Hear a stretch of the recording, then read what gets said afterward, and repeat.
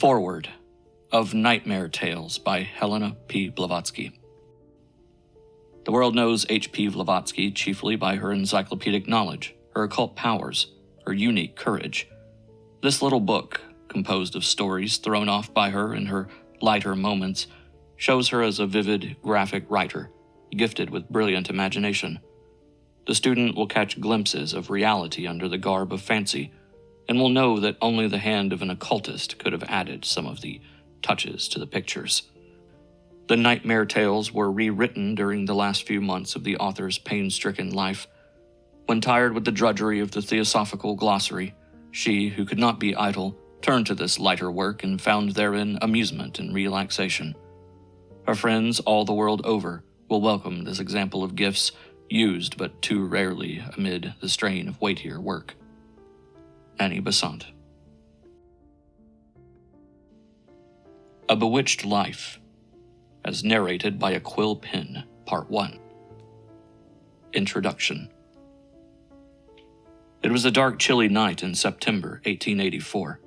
A heavy gloom had descended over the streets of A small town on the Rhine, and was hanging like a black funeral pall over the dull factory burg.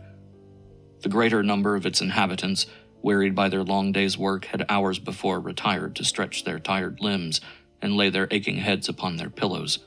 All was quiet in the large house. All was quiet in the deserted streets. I, too, was lying in my bed, alas, not one of rest, but of pain and sickness, to which I had been confined for some days. So still was everything in the house that, as Longfellow has it, its stillness seemed almost audible. I could plainly hear the murmur of the blood as it rushed through my aching body, producing that monotonous singing so familiar to one who lends a watchful ear to silence.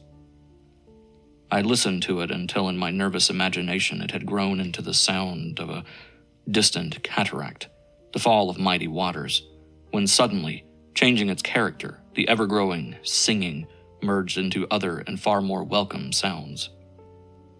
It was the low and at first scarce audible whisper of a human voice. It approached and gradually strengthening seemed to speak in my very ear.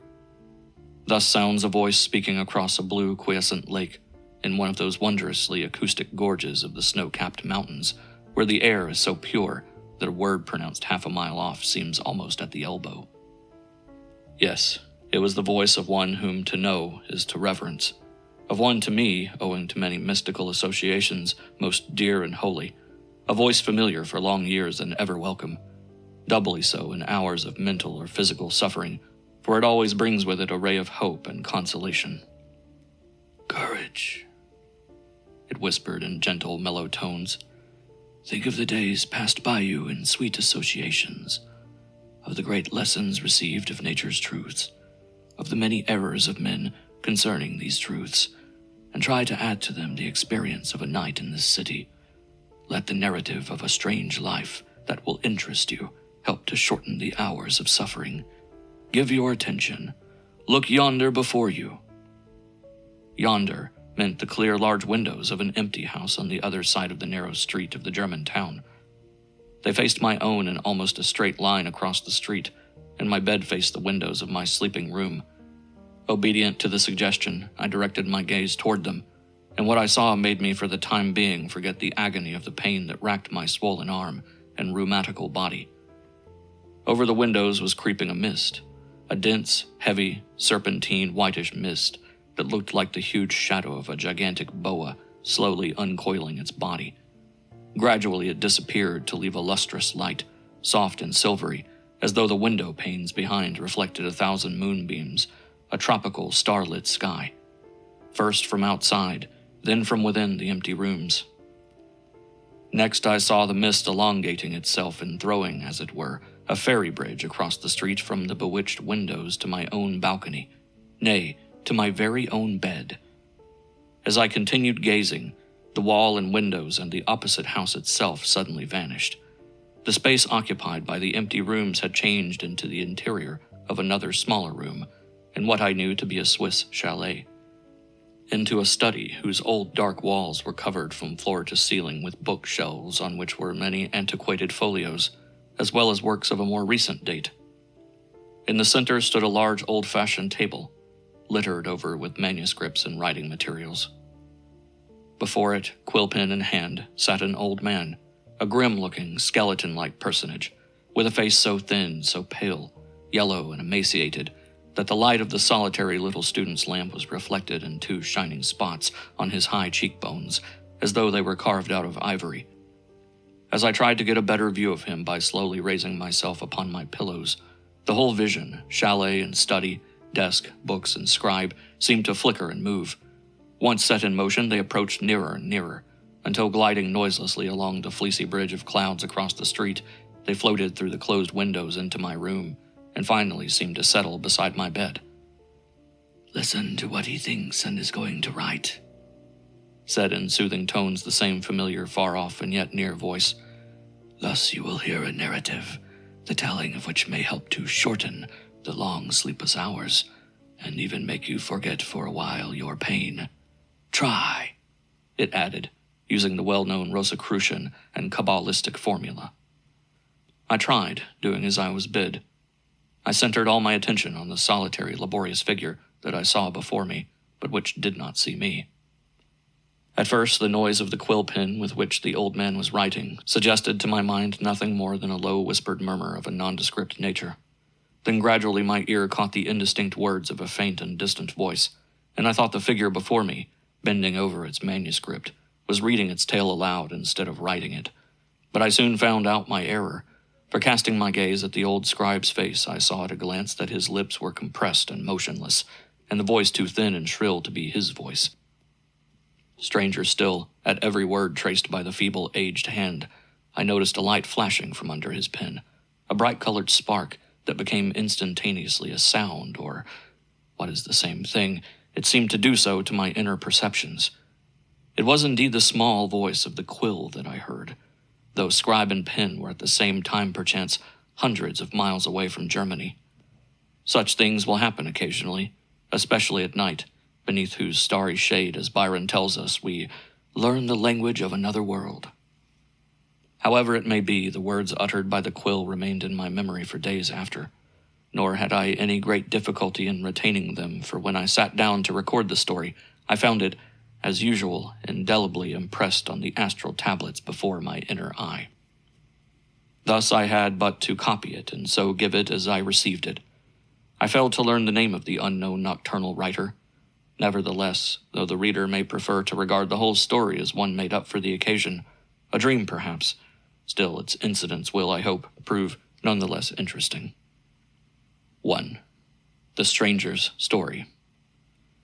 My birthplace is a small mountain hamlet, a cluster of Swiss cottages, hidden deep in a sunny nook, between two tumble-down glaciers and a peak covered with eternal snows.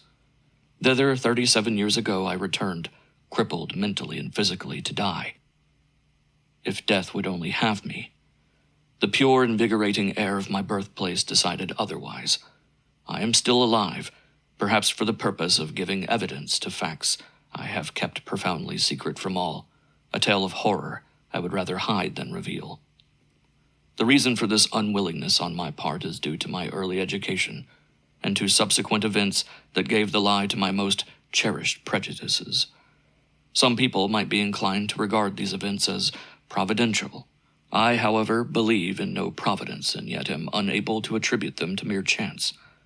I connect them as the ceaseless evolution of effects, engendered by certain direct causes, with one primary and fundamental cause, from which ensued all that followed. A feeble old man am I now, yet physical weakness has in no way impaired my mental faculties. I remember the smallest details of that terrible cause, which engendered such fatal results. It is these which furnish me with an additional proof of the actual existence of one whom I fain would regard. Oh, that I could do so! As a creature born of my fancy, the evanescent production of a feverish, horrid dream. Oh, that terrible, mild, and all-forgiving, that saintly and respected being! It was that paragon of all the virtues who embittered my whole existence. It is he who, pushing me violently out of the monotonous but secure groove of daily life, was the first to force upon me the certitude of life hereafter, thus adding an additional horror to one already great enough. With a view to a clearer comprehension of the situation, I must interrupt these recollections with a few words about myself. Oh, how, if I could, would I obliterate that hated self? Born in Switzerland, of French parents, who centered the whole world wisdom in the literary trinity of Voltaire. J.J. Rousseau and D. Holbach, and educated in a German university. I grew up a thorough materialist, a confirmed atheist. I could never have even pictured to myself any beings, least of all a being, above or even outside visible nature, as distinguished from her. Hence I regarded everything that could not be brought under the strictest analysis of the physical senses as a mere chimera. A soul, I argued, even supposing man has one, must be material. According to Origen's definition, incorporeus, the epithet he gave to his god, signifies a substance only more subtle than that of physical bodies, of which at best we can form no definite idea. How then can that, of which our senses cannot enable us to obtain any clear knowledge, how can that make itself visible or produce any tangible manifestations? Accordingly, I received the tales of nascent spiritualism with a feeling of utter contempt, and regarded the overtures made by certain priests with derision, often akin to anger. And indeed, the latter feeling has never entirely abandoned me. Pascal, in the 8th act of his Thoughts, confesses to a most complete incertitude upon the existence of God. Throughout my life, I too professed a complete certitude as to the non-existence of any such extra-cosmic being, and repeated with that great thinker the memorable words in which he tells us, "I have examined if this God of whom all the world speaks might not have left some marks of himself. I looked everywhere, and everywhere I see nothing but obscurity. Nature offers me nothing that may not be a matter of doubt and inquietude. Nor have I found to this day anything that might unsettle me in precisely similar and even stronger feelings. I have never believed, nor shall I ever believe, in a supreme being. But at the potentialities of man, proclaimed far and wide in the East, powers so developed in some persons as to make them virtually gods, at them I laugh no more. My whole broken life is a protest against such negation. I believe in such phenomena, and I curse them, whenever they come, and by whatsoever means generated. On the death of my parents, owing to an unfortunate lawsuit, I lost the greater part of my fortune, and resolved, for the sake of those I loved best, rather than for my own, to make another for myself. My elder sister, whom I adored, had married a poor man. I accepted the offer of a rich Hamburg firm, and sailed for Japan as its junior partner. For several years my business went on successfully. I got into the confidence of many influential Japanese, through whose protection I was enabled to travel and transact business in many localities, which in those days especially were not easily accessible to foreigners. Indifferent to every religion, I became interested in the philosophy of Buddhism, the only religious system I thought worthy of being called philosophical. Thus, in my moments of leisure, I visited the most remarkable temples of Japan. The most important and curious of the 96 Buddhist monasteries of Kyoto. I have examined in turn Daibutsu, with its gigantic bell, Zionin, and Arino Yasero, Kai, Misu, Higadzi, Hong, Вонzi, and many other famous temples. Several years passed away, and during that whole period I was not cured of my skepticism, nor did I ever contemplate having my opinions on this subject altered. I derided the pretensions of the Japanese bonzes and ascetics, as I had those of Christian priests and European spiritualists. I could not believe in the acquisition of powers unknown to and never studied by men of science. Hence I scoffed at all such ideas. The superstitious and atrabilious Buddhist, teaching us to shun the pleasures of life, to put to rout one's passions, to render oneself insensible alike to happiness and suffering, in order to acquire such chimerical powers, seemed supremely ridiculous in my eyes. On a day forever memorable to me, a fatal day, I made the acquaintance of a venerable and learned bonze, a Japanese priest named Tamura Hideyeri. I met him at the foot of the Golden Kwan-on, and from that moment he became my best and most trusted friend. Notwithstanding my great and genuine regard for him, however, whenever a good opportunity was offered, I never failed to mock his religious convictions, thereby very often hurting his feelings. But my old friend was as meek and forgiving as any true Buddhist's heart might desire. He never resented my impatient sarcasms, even when they were, to say the least, of equivocal propriety, and generally limited his replies to the wait-and-see kind of protest. Nor could he be brought to seriously believe in the sincerity of my denial of the existence of any god or gods. The full meaning of the terms atheism and skepticism was beyond the comprehension of his otherwise extremely intellectual and acute mind. Like certain reverential Christians, he seemed incapable of realizing that any man of sense should prefer the wise conclusions arrived at by philosophy and modern science to a ridiculous belief in an invisible world full of gods and spirits, jinns and demons. Man is a spiritual being, he insisted, who returns to earth more than once and is rewarded or punished in the between times. The proposition that man is nothing else but a heap of organized dust was beyond him. Like Jeremy Collier, he refused to admit that he was no better than a stalking machine, a speaking head without a soul in it, whose thoughts are all bound by the laws of motion. For, he argued, if my actions were, as you say, prescribed beforehand, and I had no more liberty or free will to change the course of my action than the running waters of the river yonder, then the glorious doctrine of karma, of merit and demerit, would be a foolishness indeed. Thus the whole of my hyper-metaphysical friend's ontology rested on the shaky superstructure of metempsychosis, of a fancied just law of retribution, and other such equally absurd dreams. "We cannot," said he paradoxically one day, "hope to live hereafter in the full enjoyment of our consciousness, unless we have built for it beforehand a firm and solid foundation of spirituality. Nay, laugh not, friend of no faith," he meekly pleaded, "but rather think and reflect on this. One who has never taught himself to live in spirit during his conscious and responsible life on earth can hardly hope to enjoy a sentient existence after death. When deprived of his body, he is limited to that spirit alone." "What can you mean by life in spirit?" I inquired. "Life on a spiritual plane, that which the Buddhists call Toshita Devaloka, paradise. Man can create such a blissful existence for himself between two births by the gradual transference onto that plane of all the faculties which during his sojourn on earth manifest through his organic body and, as you call it, animal brain." "How absurd! And how can man do this?" "Contemplation and a strong desire to assimilate the blessed gods will enable him to do so." "And if man refuses this intellectual occupation, by which you mean, I suppose, the fixing of the eyes on the tip of his nose, what becomes of him after the death of his body?" was my mocking question. "He will be dealt with according to the prevailing state of his consciousness, of which there are many grades. At best, immediate rebirth. At worst, the state of advishi, a mental hell.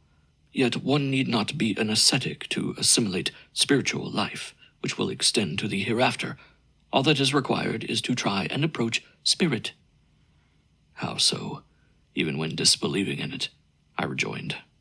"Even so, one may disbelieve and yet harbor in one's nature room for doubt, however small that room may be, and thus try one day, were it but for one moment, to open the door of the inner temple, and this will prove sufficient for the purpose."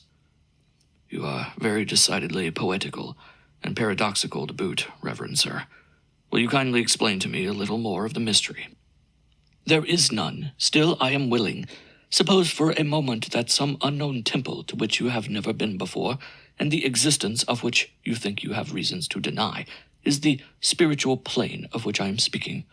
Someone takes you by the hand and leads you toward its entrance. Curiosity makes you open its door and look within. By this simple act, by entering it for 1 second, you have established an everlasting connection between your consciousness and the temple. You cannot deny its existence any longer, nor obliterate the fact of your having entered it. And according to the character and the variety of your work, within its holy precincts, So will you live in it after your consciousness is severed from its dwelling of flesh. What do you mean? And what is my after-death consciousness, if such a thing exists, to do with the temple? It has everything to do with it, solemnly rejoined the old man. There can be no self-consciousness after death outside the temple of spirit. That which you will have done within its plane will alone survive. All the rest is false and an illusion. It is doomed to perish in the ocean of Maya. Amused at the idea of living outside one's body, I urged on my old friend to tell me more. Mistaking my meaning, the venerable man willingly consented. Tamora Haidieri belonged to the great temple of Zionin, a Buddhist monastery, famous not only in all Japan but also throughout Tibet and China. No other is so venerated in Kyoto. Its monks belong to the sect of Zenno-do, and are considered as the most learned among the many erudite fraternities. They are, moreover, closely connected and allied with the Yamabushi, the ascetics or hermits, who follow the doctrines of Lao Tse. No wonder that at the slightest provocation on my part, the priest flew into the highest metaphysics, hoping thereby to cure me of my infidelity.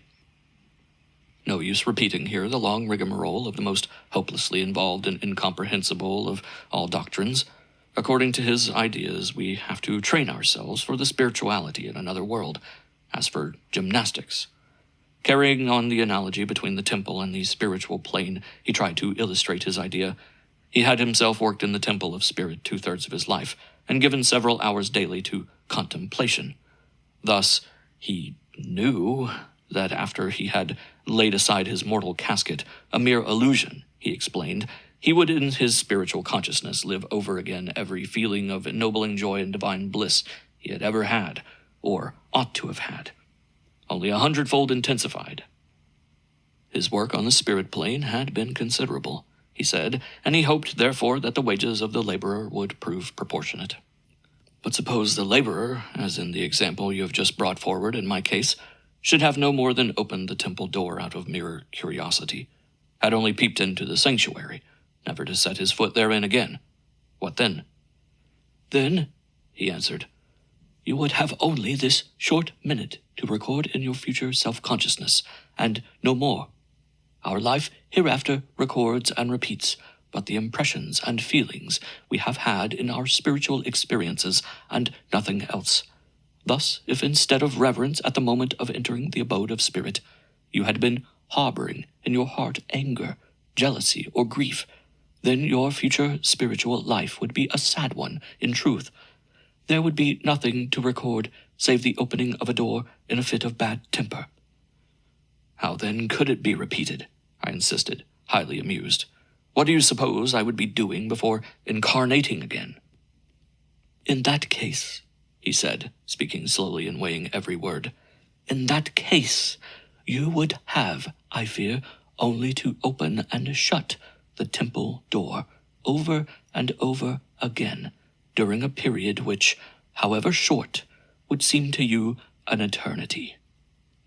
This kind of after-death occupation appeared to me at that time so grotesque in its sublime absurdity that I was seized with an almost inextinguishable fit of laughter. My venerable friend looked considerably dismayed at such a result of his metaphysical instruction. He had evidently not expected such hilarity. However, he said nothing, but only sighed and gazed at me with increased benevolence and pity shining in his small black eyes. Pray excuse my laughter, I apologized. But really now, you cannot seriously mean to tell me that the spiritual state you advocate and so firmly believe in consists only in aping certain things we do in life. Nay, not aping, but only intensifying their repetition, filling the gaps that were unjustly left unfilled during life in the fruition of our acts and deeds, and of everything performed on the spiritual plane of the one real state. What I said was an illustration, and no doubt for you, who seem entirely ignorant of the mysteries of soul vision, not a very intelligible one. It is myself who am to be blamed. What I sought to impress upon you was that, as the spiritual state of our consciousness, liberated from its body, is but the fruition of every spiritual act performed during life, where an act had been barren, there could be no results expected, save the repetition of that act itself. This is all. I pray you may be spared such fruitless deeds, and finally made to see certain truths." And passing through the usual Japanese courtesies of taking leave, the excellent man departed. Alas, alas, had I but known at the time what I have learnt since, how little would I have laughed, and how much more would I have learned. But as the matter stood, the more personal affection and respect I felt for him, the less could I become reconciled to his wild ideas about an afterlife, and especially as to the acquisition by some men of supernatural powers. I felt particularly disgusted with his reverence for the Yamabushi, the allies of every Buddhist sect in the land. Their claims to the miraculous were simply odious to my notions. To hear every Jap I knew at Kyoto, even to my own partner, the shrewdest of all, the businessmen I had come across in the East, mentioning these followers of Lao Tse with downcast eyes, reverentially folded hands, and affirmations of their possessing great and wonderful gifts, was more than I was prepared to patiently tolerate in those days. And who were they, after all, these great magicians with their ridiculous pretensions to super-mundane knowledge, these holy beggars who, as I then thought, purposely dwelled in the recesses of unfrequented mountains and on unapproachable craggy steeps, so as the better to afford no chance to curious intruders of finding them out, and watching them in their own dens? Simply impudent fortune-tellers, Japanese gypsies, who sell charms and talismans and no better. In answer to those who sought to assure me that though the Yamabushi lead a mysterious life, admitting none of the profane to their secrets, they still do accept pupils, however difficult it is for one to become their disciple, and that thus they have living witnesses to the great purity and sanctity of their lives. In answer to such affirmations, I oppose the strongest negation and stood firmly by it. I insulted both masters and pupils, classing them under the same category of fools when not knaves, and I went so far as to include in this number the Shintos.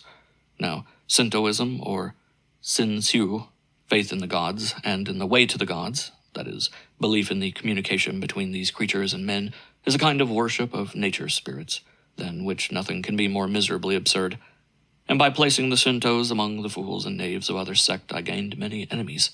For the Shinto Kanuzi, spiritual teachers, are looked upon as the highest in the upper classes of society, the Mikado himself being at the head of their hierarchy, and the members of the sect belonging to the most cultured and educated men in Japan. These Kanuzi of the Shinto form no caste or class apart, nor do they pass any ordination, at any rate none known to outsiders, and as they claim publicity, no special privilege or powers, even their dress being in no wise different from that of the laity, but are simply, in the world's opinion, professors and students of occult and spiritual sciences. I very often came in contact with them without in the least suspecting that I was in the presence of such personages. 2. The Mysterious Visitor. Years passed, and as time went by, my ineradicable skepticism grew stronger and waxed fiercer every day. I have already mentioned an elder and much beloved sister, my only surviving relative. She had married and had lately gone to live at Nuremberg. I regarded her with feelings more filial than fraternal, and her children were as dear to me as might have been my own. At the time of the great catastrophe that, in the course of a few days, had made my father lose his large fortune, and my mother break her heart. She it was, that sweet big sister of mine, who had made herself of her own accord the guardian angel of our ruined family.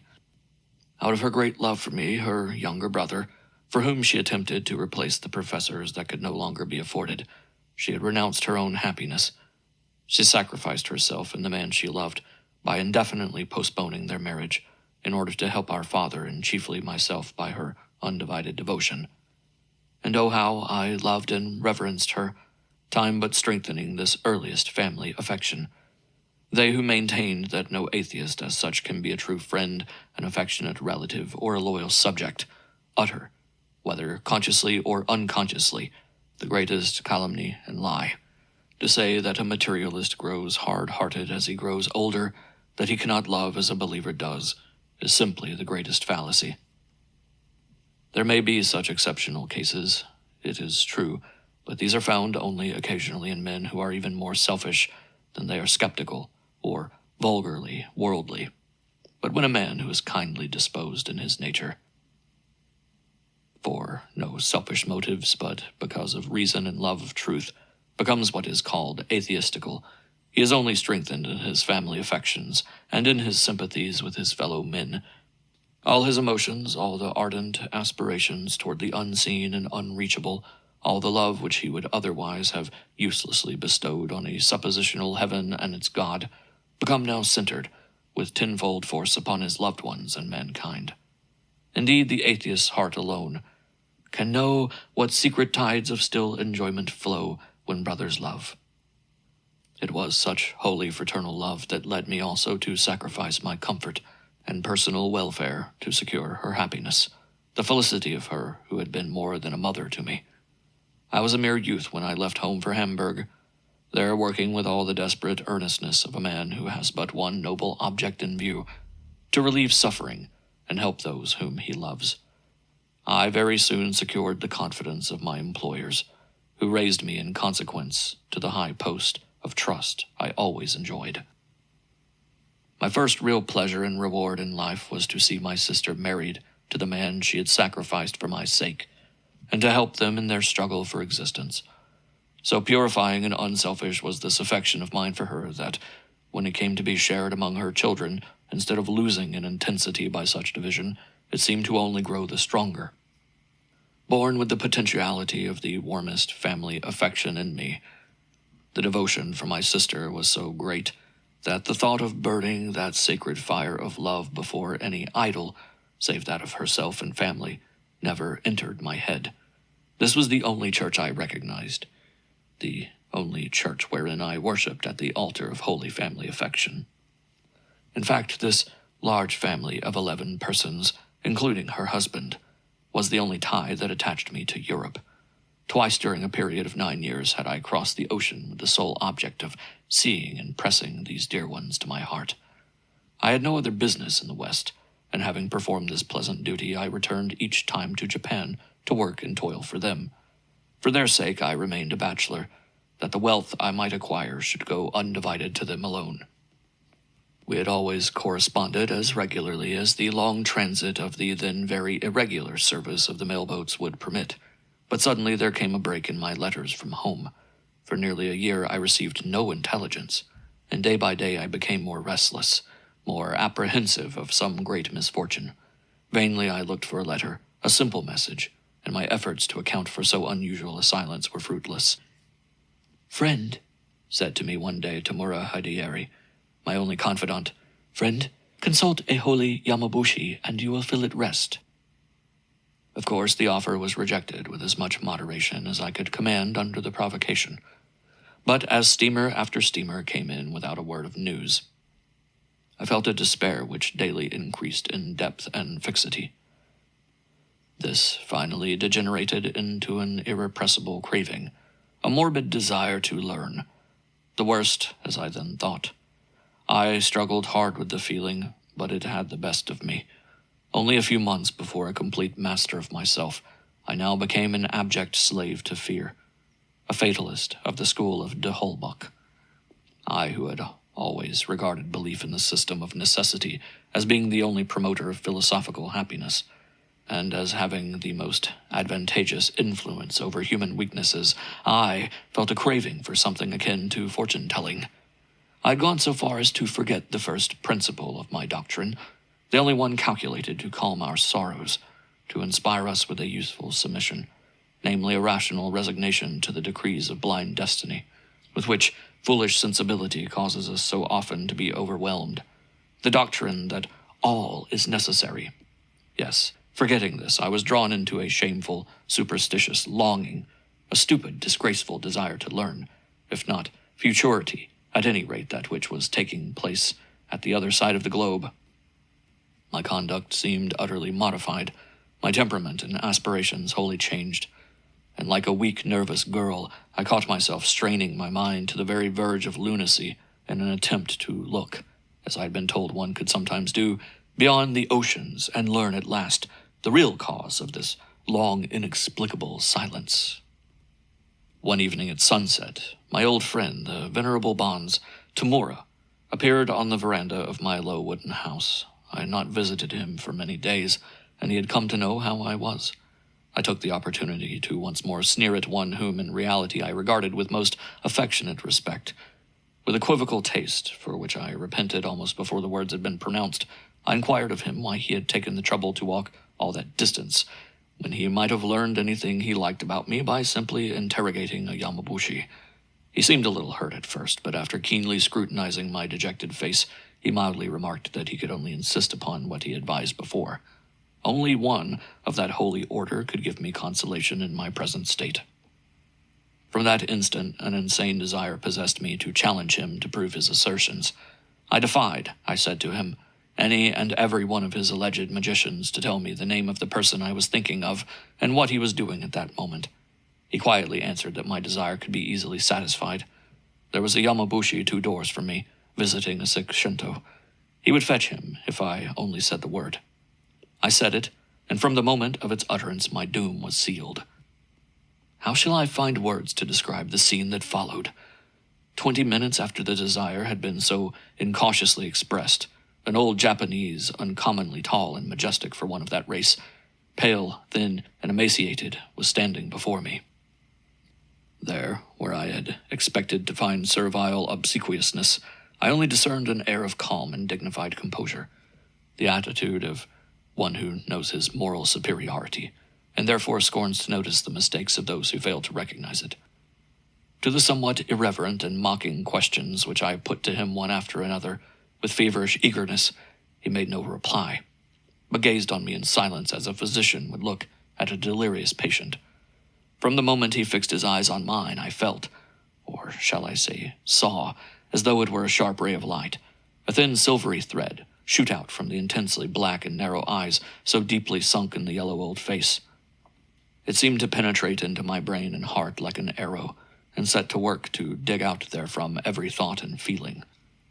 Yes, I both saw and felt it, and very soon the double sensation became intolerable. To break the spell, I defied him to tell me what he had found in my thoughts. Calmly came the correct answer. Extreme anxiety for a female relative, her husband and children, who were inhabiting a house, the correct description of which he gave as though he knew it as well as myself. I turned a suspicious eye upon my friend the Bonds, to whose indiscretions I thought I was indebted for the quick reply.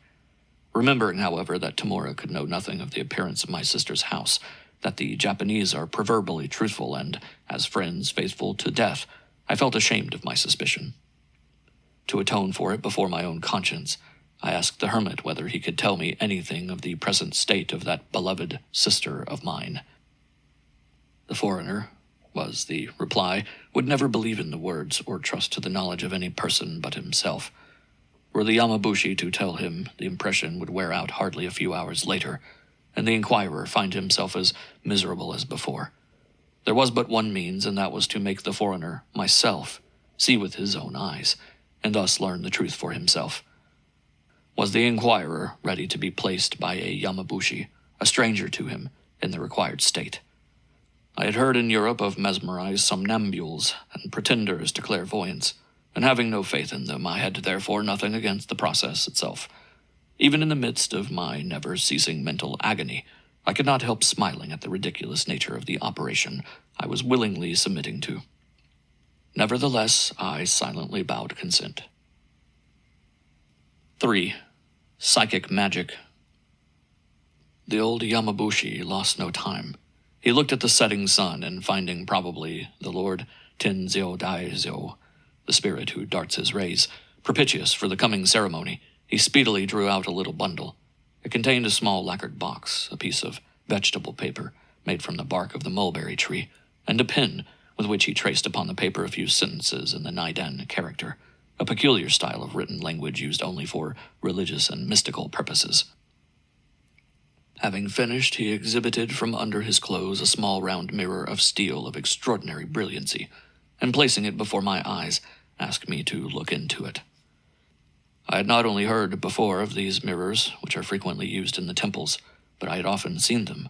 It is claimed that under the direction and will of instructed priests, there appeared in them the Dai-Zin, the great spirits who notify the inquiring devotees of their fate. I first imagined that his intention was to evoke such a spirit, who would answer my queries. What happened, however, was something of quite a different character. No sooner had I, not without a last pang of mental squeamishness, produced by a deep sense of my own absurd position, touched the mirror, that I suddenly felt a strange sensation in the arm of the hand that held it. For a brief moment I forgot to sit in the seat of this scorner, and failed to look at the matter from a ludicrous point of view. Was it fear that suddenly clutched my brain, for an instant paralyzing its activity? That fear, when the heart longs to know what it is death to hear? No, for I still had consciousness enough left to go on persuading myself that nothing would come out of an experiment, in the nature of which no sane man could ever believe. What was it, then, that crept across my brain like a living thing of ice, producing therein a sensation of horror, and then clutched at my heart as if a deadly serpent had fastened its fangs into it? With a convulsive jerk of the hand, I dropped I blush to write the adjective, magic mirror, and could not force myself to pick it up from the settee on which I was reclining. For one short moment there was a terrible struggle between some undefined and to me utterly inexplicable longing to look into the depths of the polished surface of the mirror, and my pride, the ferocity of which nothing seemed capable of taming.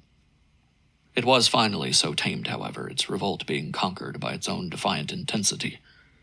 There was an opened novel lying on a lacquered table near the settee, and as my eyes happened to fall upon its pages, I read the words, "The veil which covers futurity is woven by the hand of mercy." This was enough. That same pride which had hitherto held me back from what I regarded as a degrading, superstitious experiment caused me to challenge my fate. I picked up the ominously shining disc and prepared to look into it. While I was examining the mirror, the Yamabushi hastily spoke a few words to the bonds Tamura, at which I threw a furtive and suspicious glance at both. I was wrong once more. "The holy man desires me to put you a question, and give you at the same time a warning," remarked the bonds. "If you are willing to see for yourself now, you will have, under the penalty of seeing forever in the hereafter all that is taking place at whatever distance, and that against your will or inclination, to submit to a regular course of purification, after you have learnt what you want through the mirror." "What is this course, and what have I to promise?" I asked defiantly. "It is for your own good. You must promise him to submit to the process, lest, for the rest of his life, he should have to hold himself responsible before his own conscience for having made an irresponsible seer of you. Will you do so, friend?" "There will be time enough to think of it, if I see anything," I sneeringly replied, adding under my breath, something I doubt a good deal so far.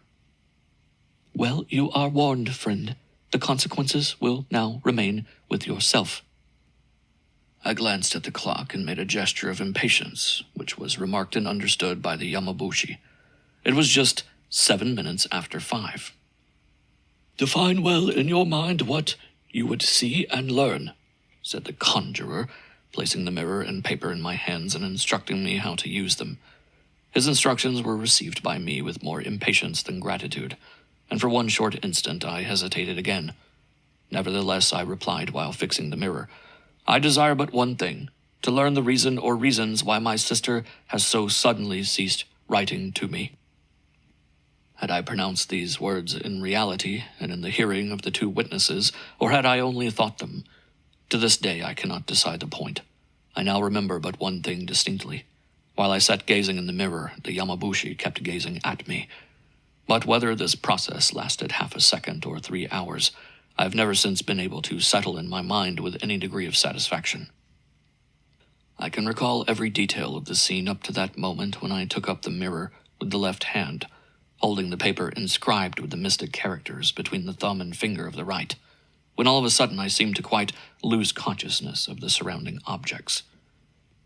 The passage from the active waking state to one that I could compare with nothing I had ever experienced before was so rapid that while my eyes had ceased to perceive external objects and had completely lost sight of the bonds, the Yamabushi, and even of my room, I could nevertheless distinctly see the whole of my head and my back as I sat leaning forward with the mirror in my hand.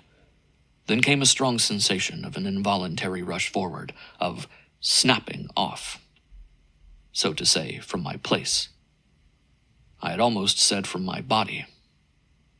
And then, while every one of my other senses had become totally paralyzed, my eyes, as I thought, unexpectedly caught a clearer and far more vivid glimpse than they had ever had in reality of my sister's new house at Nuremberg, which I had never visited and knew only from a sketch and other scenery with which I had never been very familiar.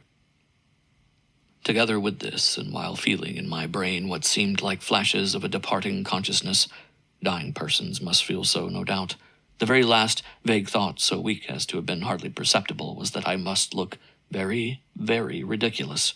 This feeling, for such it was rather than a thought, was interrupted, suddenly extinguished, so to say, by a clear mental vision, I cannot characterize it otherwise, of myself, of that which I regarded as, and knew to be, my body, lying with ashy cheeks on the settee, dead to all intents and purposes, but still staring with the cold and glassy eyes of a corpse into the mirror.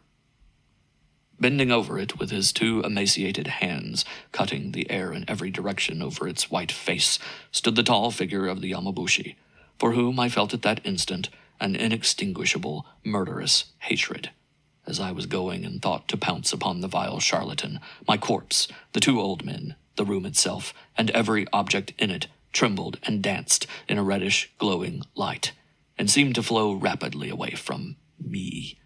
A few more grotesque, distorted shadows before my sight, and with at last a feeling of terror and a supreme effort to realize who then was I now, since I was not that corpse.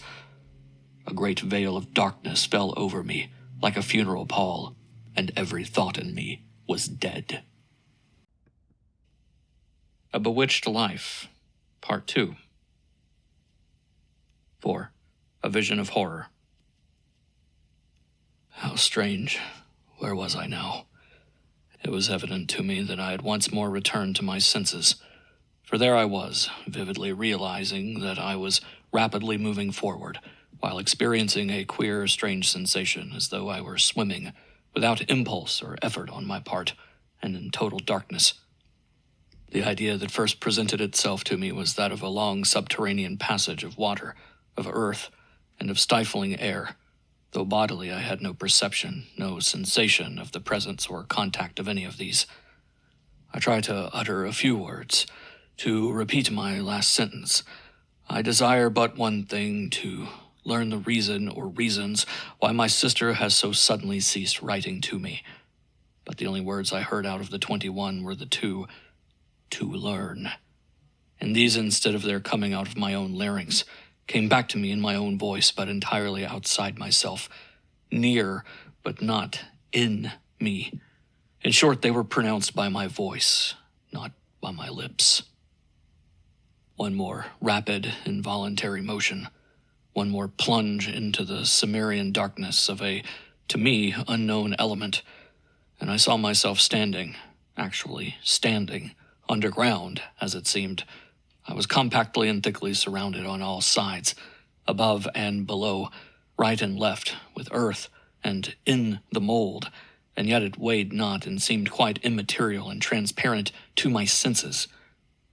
I did not realize for 1 second the utter absurdity, nay, impossibility of that seeming fact. 1 second more, one short instant, and I perceived, oh, inexpressible horror when I think of it now. For then, although I perceived, realized, and recorded facts and events far more clearly than ever I had done before, I did not seem to be touched in any other way by what I saw.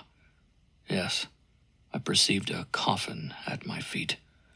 It was a plain, unpretentious shell, made of deal, the last couch of the pauper, in which, notwithstanding its closed lid, I plainly saw a hideous, grinning skull. A man's skeleton, mutilated and broken in many of its parts, as though it had been taken out of some hidden chamber of the defunct Inquisition, where it had been subjected to torture. Who can it be? I thought. At this moment I heard again proceeding from afar the same voice, my voice. The reason or reasons why, it said, as though these words were the unbroken continuation of the same sentence of which it had just repeated the two words, to learn. It sounded near, and yet, as from some incalculable distance, giving me then the idea that the long subterranean journey, the subsequent mental reflections and discoveries, had occupied no time, had been performed during the short, almost instantaneous interval between the first and the middle words of the sentence, begun at any rate if not actually pronounced by myself in the room at Kyoto, in which it was now finishing in interrupted, broken phrases, like a faithful echo of my own words and voice. Forthwith, the hideous, mangled remains began assuming a form, and to me, but too familiar appearance. The broken parts joined together one to the other. The bones became covered once more with flesh, and I recognized in these disfigured remains, with some surprise but not a trace of feeling at the sight, my sister's dead husband, my own brother-in-law, whom I had for her sake loved so truly. How was it? How did he come to die such a terrible death? I asked myself. To put oneself a query seemed, in the state in which I was, to instantly solve it. Hardly had I asked myself the question when, as if in a panorama, I saw the retrospective picture of poor Carl's death, in all its horrid vividness, and with every thrilling detail, every one of which, however, left me then entirely and brutally indifferent. Here he is, the dear old fellow, full of life and joy at the prospect of more lucrative employment from his principal, examining and trying in a wood-sawing factory a monster steam engine just arrived from America. He bends over to examine more closely an inner arrangement, to tighten a screw. His clothes are caught by the teeth of the revolving wheel in full motion, and suddenly he is dragged down, doubled up, and his limbs half severed, torn off, before the workman, unacquainted with the mechanism, can stop it. He is taken out, or what remains of him, dead, mangled, a thing of horror, an unrecognizable mass of palpitating flesh and blood. I follow the remains, wheeled as an unrecognizable heap to the hospital. Hear the brutally given order that the messengers of death should stop on their way at the house of the widow and orphans. I follow them, and find the unconscious family quietly assembled together. I see my sister, the dear and beloved, and remain indifferent at the sight, only feeling highly interested in the coming scene.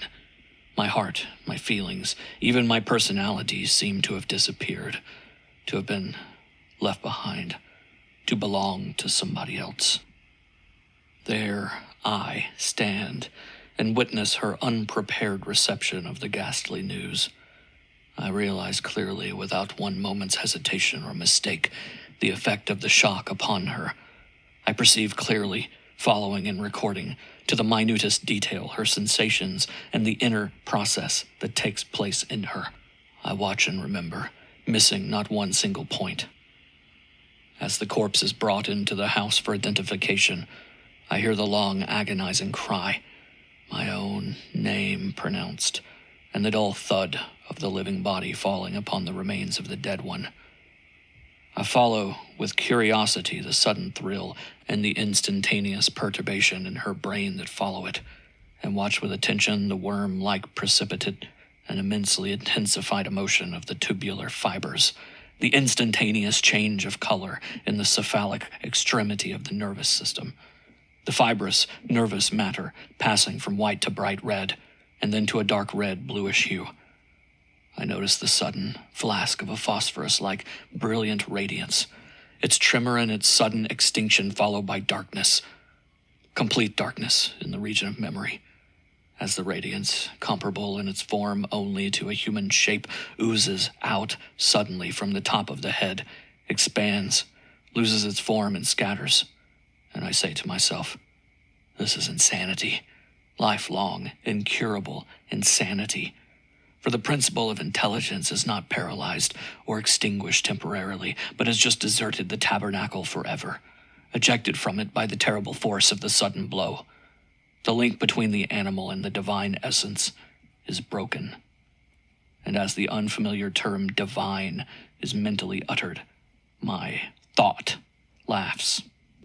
Suddenly I hear again my far-off yet near voice pronouncing emphatically and close by me the words, "Why my sister had so suddenly ceased writing." And before the two final words, "to me," have completed the sentence, I see a long series of sad events immediately following the catastrophe. I behold the mother, now a helpless, groveling idiot, in the lunatic asylum attached to the city hospital.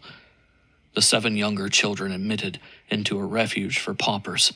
Finally, I see the 2 elder, a boy of 15 and a girl a year younger, my favorites, both taken by strangers into their service. A captain of a sailing vessel carries away my nephew. An old Jewess adopts the tender girl. I see the events with all their horrors and thrilling details and record each to the smallest detail with the utmost coolness. For mark well, when I use such expressions as horrors, etc., they are to be understood as an afterthought. During the whole time of the events described, I experienced no sensation of either pain or pity. My feelings seemed to be paralyzed, as well as my external senses. It was only after coming back that I realized my irretrievable losses to their full extent. Much of that which I had so vehemently denied in those days, owing to sad personal experience, I have to admit now.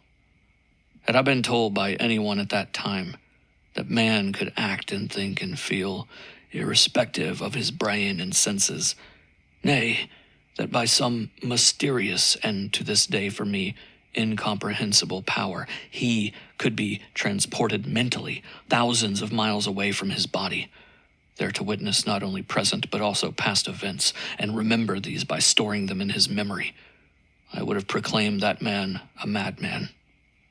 Alas, I can do so no longer, for I have become myself that madman.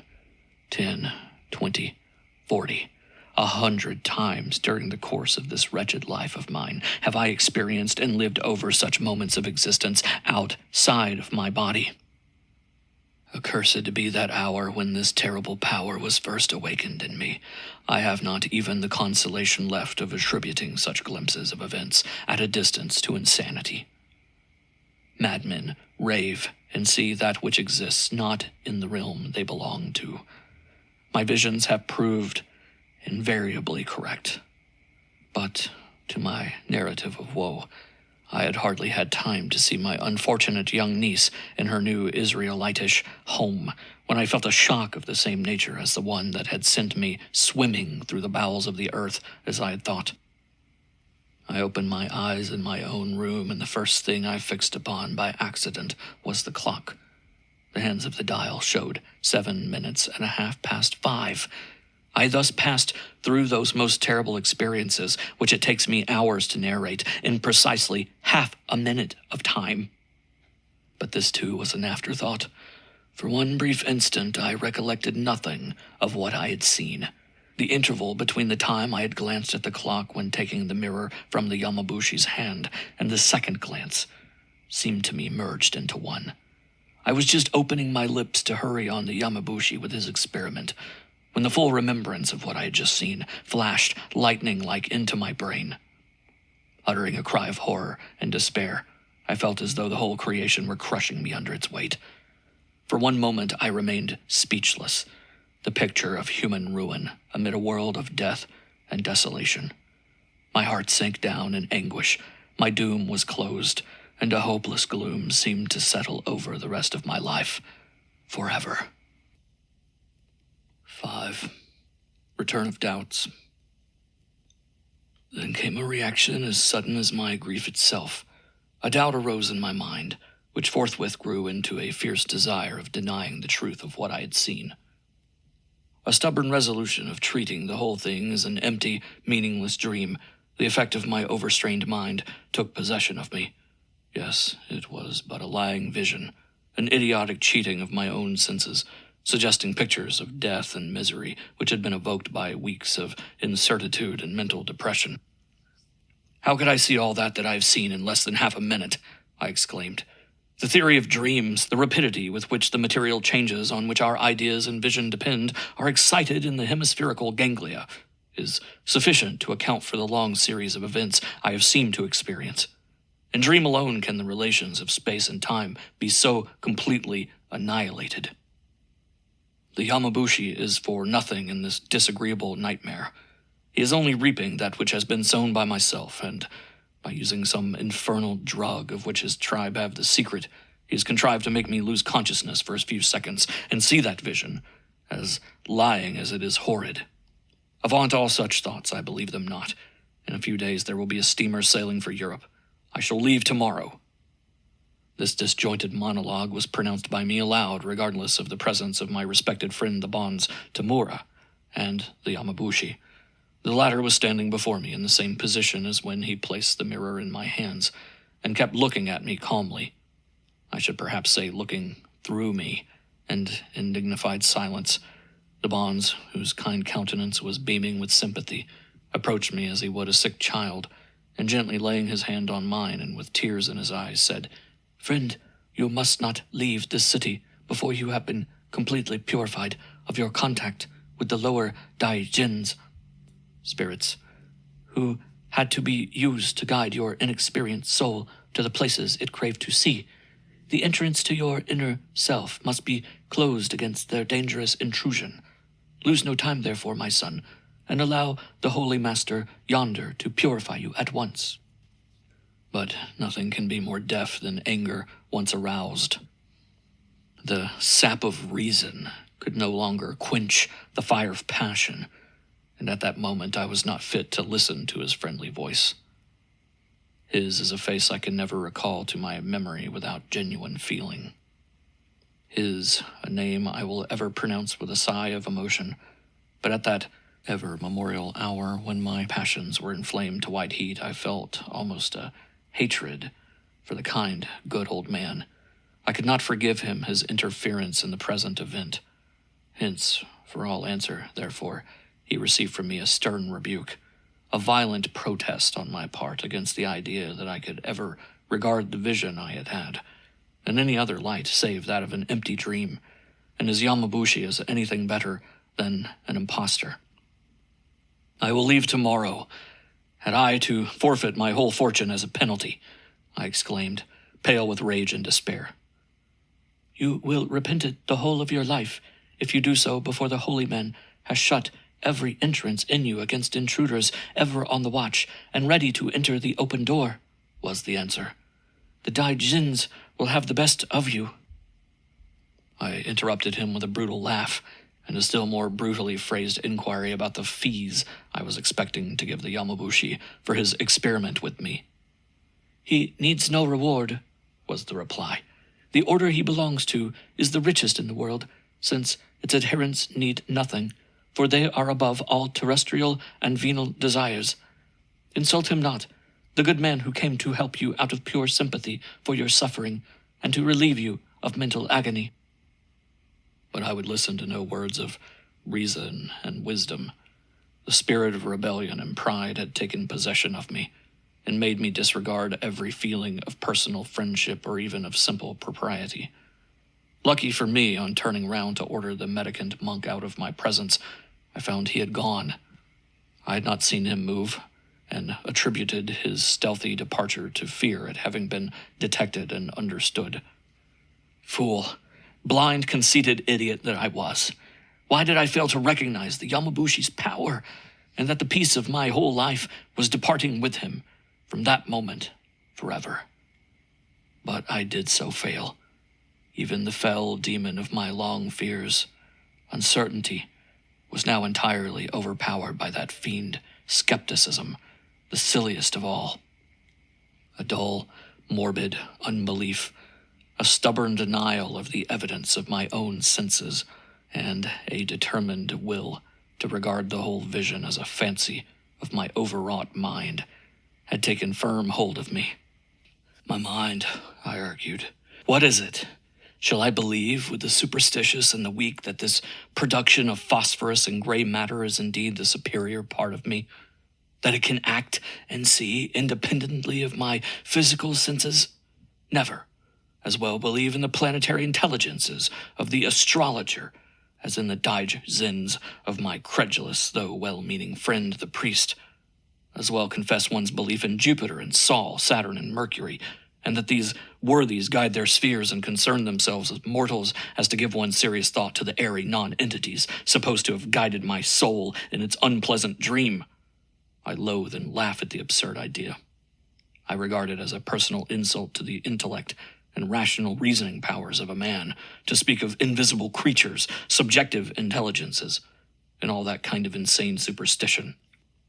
In short, I begged my friend the Bonds to spare me his protests, and thus the unpleasantness of breaking with him forever. Thus I raved and argued before the venerable Japanese gentleman, doing all in my power to leave on his mind the indelible conviction of my having gone suddenly mad.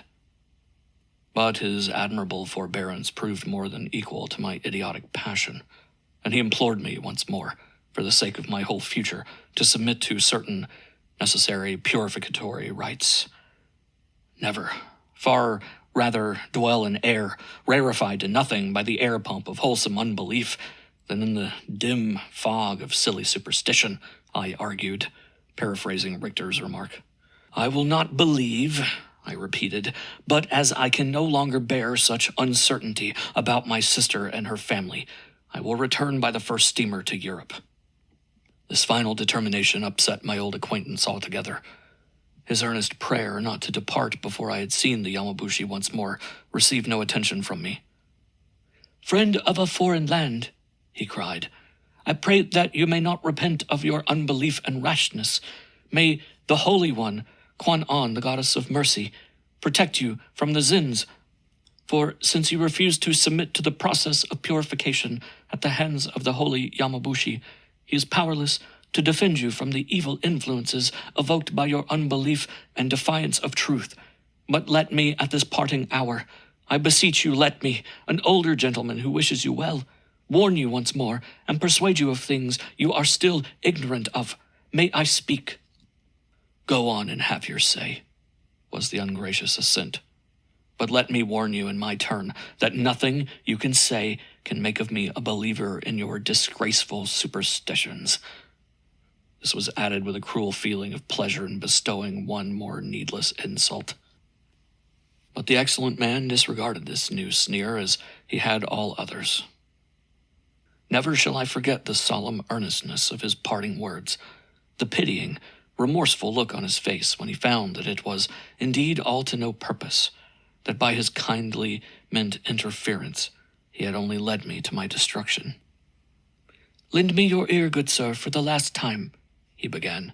"Learn that unless the holy and venerable man, who, to relieve your distress, opened your soul vision, is permitted to complete his work, your future life will indeed be little worth living. He has to safeguard you against involuntary repetitions of visions of the same character. Unless you consent to it of your own free will, however, you will have to be left in the power of forces which will harass and persecute you to the verge of insanity. Know that the development of long vision or clairvoyance, which is accomplished at will only by those for whom the Mother of Mercy, the great Kwan On, has no secrets, must, in the case of the beginner, be pursued with the help of the air jinns, elemental spirits, whose nature is soulless and hence wicked. Know also that while the Arahat, the destroyer of the enemy, who has subjected and made of these creatures his servants, has nothing to fear, he who has no power over them becomes their slave. Nay, laugh not in your great pride and ignorance, but listen further. During the time of the vision, and while the inner perceptions are directed toward the events they seek, the Dai Jinns have the seer, when, like yourself, he is an inexperienced tyro, entirely in its power. And for the time being, that seer is no longer himself. He partakes of the nature of his guide. The Dai Jin, which directs his inner sight, keeps his soul in durance vile, making of him, while the state lasts, a creature like itself. Bereft of his divine light, man is but a soulless being. Hence, during the time of such connection, he will feel no human emotions, neither pity nor fear, love nor mercy. "Hold," I involuntarily exclaimed, as the words vividly brought back to my recollection the indifference with which I had witnessed my sister's despair and sudden loss of reason in my hallucination. Hold! But no, it is still worse madness in me to heed or find any sense in your ridiculous tale. But if you knew it to be so dangerous, why have advised the experiment at all? I added mockingly. It had to last but a few seconds, and no evil could have resulted from it had you kept your promise to submit to purification, was the sad and humble reply. I wish you well, my friend, and my heart was nigh breaking to see you suffering day by day. The experiment is harmless when directed by one who knows, and becomes dangerous only when the final precaution is neglected.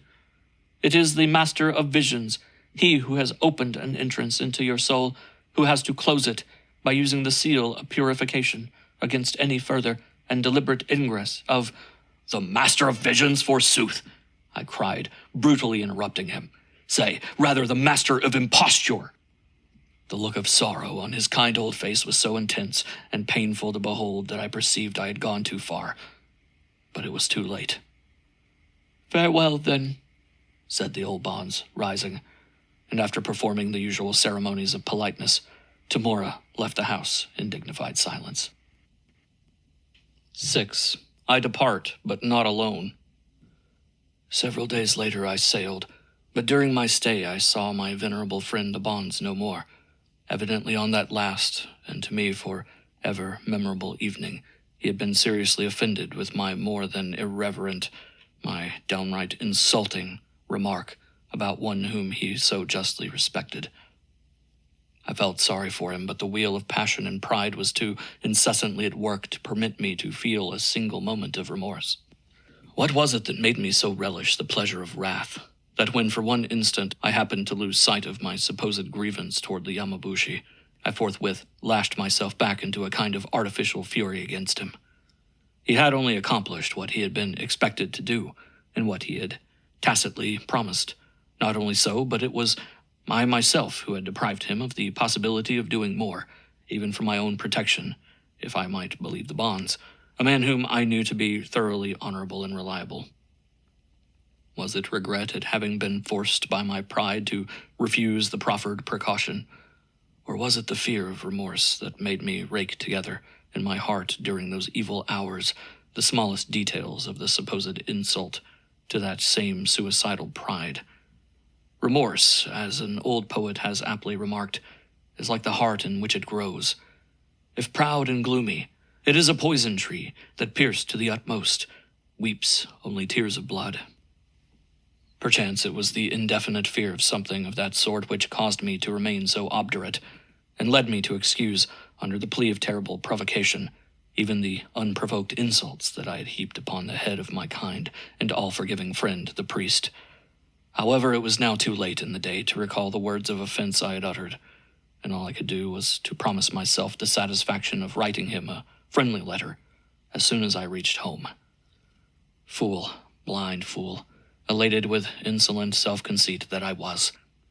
So sure did I feel that my vision was due merely to some trick of the Yamabushi that I actually gloated over my coming triumph in writing to the bonze that I had been right in answering his sad words of parting with an incredulous smile, as my sister and family were all in good health, happy.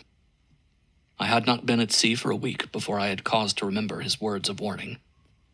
From the day of my experience with the magic mirror, I perceived a great change in my whole state, and I attributed it, at first, to the mental depression I had struggled against for so many months. During the day, I very often found myself absent from the surrounding scenes, losing sight for several minutes of things and persons. My nights were disturbed, my dreams oppressive, and at times horrible. Good sailor I certainly was, and besides, the weather was unusually fine, the ocean as smooth as a pond. Notwithstanding this, I often felt a strange giddiness, and the familiar faces of my fellow passengers assumed at such times the most grotesque appearances. Thus, a young German I used to know well was once suddenly transformed before my eyes into his old father, whom we had laid in the little burial place of the European colony some 3 years before. We were talking on deck of the defunct and of a certain business arrangement of his when Max Groener's head appeared to me as though it were covered with a strange film. A thick grayish mist surrounded him, and gradually condensing around and upon his healthy countenance, settled suddenly into the grim old head I had myself seen covered with 6 feet of soil. On another occasion, as the captain was talking of a Malay thief whom he had helped to secure and lodge in jail, I saw near him the yellow, villainous face of a man answering to his description. I kept silent about such hallucinations, but as they became more and more frequent, I felt very much disturbed, though still attributing them to natural causes, such as I had read about in medical books. One night I was abruptly awakened by a long and loud cry of distress.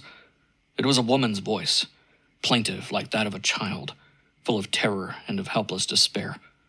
I awoke with a start to find myself on land in a strange room.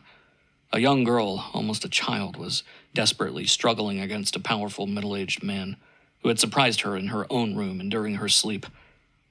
Behind the closed and locked door I saw listening an old woman, whose face, notwithstanding the fiendish expression upon it, seemed familiar to me, and I immediately recognized it. It was the face of the Jewess who had adopted my niece in the dream I had had at Kyoto. She had received gold to pay for her share in the foul crime, and was now keeping her part of the covenant. But who was the victim? Oh, horror unutterable, unspeakable horror. When I realized the situation after coming back to my normal state, I found it was my own child niece. But, as in my first vision, I felt in me nothing of the nature of that despair born of affection that fills one's heart at the sight of a wrong done to, or a misfortune befalling those one loves. Nothing but a manly indignation in the presence of suffering inflicted upon the weak and the helpless. I rushed, of course, to her rescue, and seized the wanton, brutal beast by the neck. I fastened upon him with powerful grasp, but the man heeded it not. He seemed not even to feel my hand. The coward, seeing himself resisted by the girl, lifted his powerful arm, and the thick fist, coming down like a heavy hammer upon the sunny locks, felled the child to the ground. It was with a loud cry of the indignation of a stranger, not with that of a tigress defending her cub, that I sprang upon the lewd beast and sought to throttle him. I then remarked for the first time that a shadow myself, I was grasping but another shadow. My loud shrieks and imprecations had awakened the whole steamer. They were attributed to a nightmare. I did not seek to take anyone into my confidence, but from that day forward my life became a long series of mental tortures. I could hardly shut my eyes without becoming witness of some horrible deed, some scene of misery, death, or crime, whether past, present, or even future, as I ascertained later on. It was as though some mocking fiend had taken upon himself the task of making me go through the vision of everything that was bestial, malignant, and hopeless in this world of misery. No radiant vision of beauty or virtue ever lit with the faintest ray these pictures of awe and wretchedness that I seemed doomed to witness. Scenes of wickedness, of murder, of treachery, and of lust fell dismally upon my sight, and I was brought face to face with the vilest results of man's passions, the most terrible outcome of his material, earthly cravings. Had the bonds foreseen indeed the dreary results when he spoke of Daij Jins to whom I left an ingress, a door open to me? Nonsense! There must be some physiological, abnormal change in me. Once at Nuremberg, when I have ascertained how false was the direction taken by my fears, I dared not hope for no misfortune at all. These meaningless visions will disappear as they came. The very fact that my fancy follows but one direction, that of pictures of misery, of human passions in their worst material shape, is a proof to me of their unreality. If, as you say, man consists of one substance, matter, the object of the physical senses, and if perception with its modes is only the result of the organization of the brain, then should we be naturally attracted but to the material, the earthly? I thought I heard the familiar voice of the bonds interrupting my reflections and repeating an often-used argument of his in his discussions with me. There are two planes of visions before men, I again heard him say.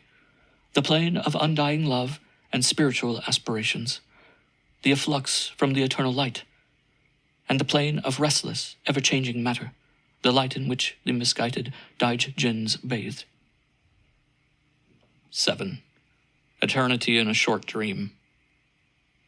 In those days I could hardly bring myself to realize, even for a moment, the absurdity of a belief in any kind of spirits, whether good or bad. I now understood, if I did not believe, what was meant by the term, though I still persisted in hoping that it would finally prove some physical derangement or nervous hallucination. To fortify my unbelief the more, I tried to bring back to my memory all the arguments used against faith and such superstitions that I had ever read or heard. I recalled the biting sarcasms of Voltaire, the calm reasoning of Hume, and I repeated to myself ad nauseum the words of Rousseau, who said that superstition, the disturber of society, could never be too strongly attacked. Why should the sight, the phantasmagoria rather, I argued, of that which we know in a waking sense to be false, come to affect us at all? Why should names whose sense we see not fray us with things that be not? One day the old captain was narrating to us the various superstitions to which sailors were addicted. A pompous English missionary remarked that Fielding had declared long ago that superstition renders man a fool, after which he hesitated for an instant and abruptly stopped. I had not taken any part in the general conversation. But no sooner had the reverend speaker relieved himself of the quotation than I saw in that halo of vibrating light which I now noticed almost constantly over every human head on the steamer the words of Fielding's next proposition, "And skepticism makes him mad." I had heard and read of the claims of those who pretended to seership, that they often see the thoughts of people traced in the aura of those present. Whatever aura may mean with others, I had now a personal experience of the truth of the claim, and felt sufficiently disgusted with the discovery. I, a clairvoyant!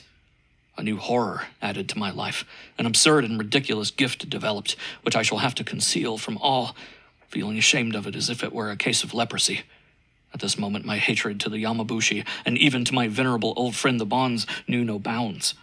The former had evidently, by his manipulations over me while I was lying unconscious, touched some unknown physiological spring in my brain, and by loosening it had called forth a faculty generally hidden in the human constitution. And it was the Japanese priest who had introduced the wretch into my house. But my anger and my curses were alike useless, and could be of no avail.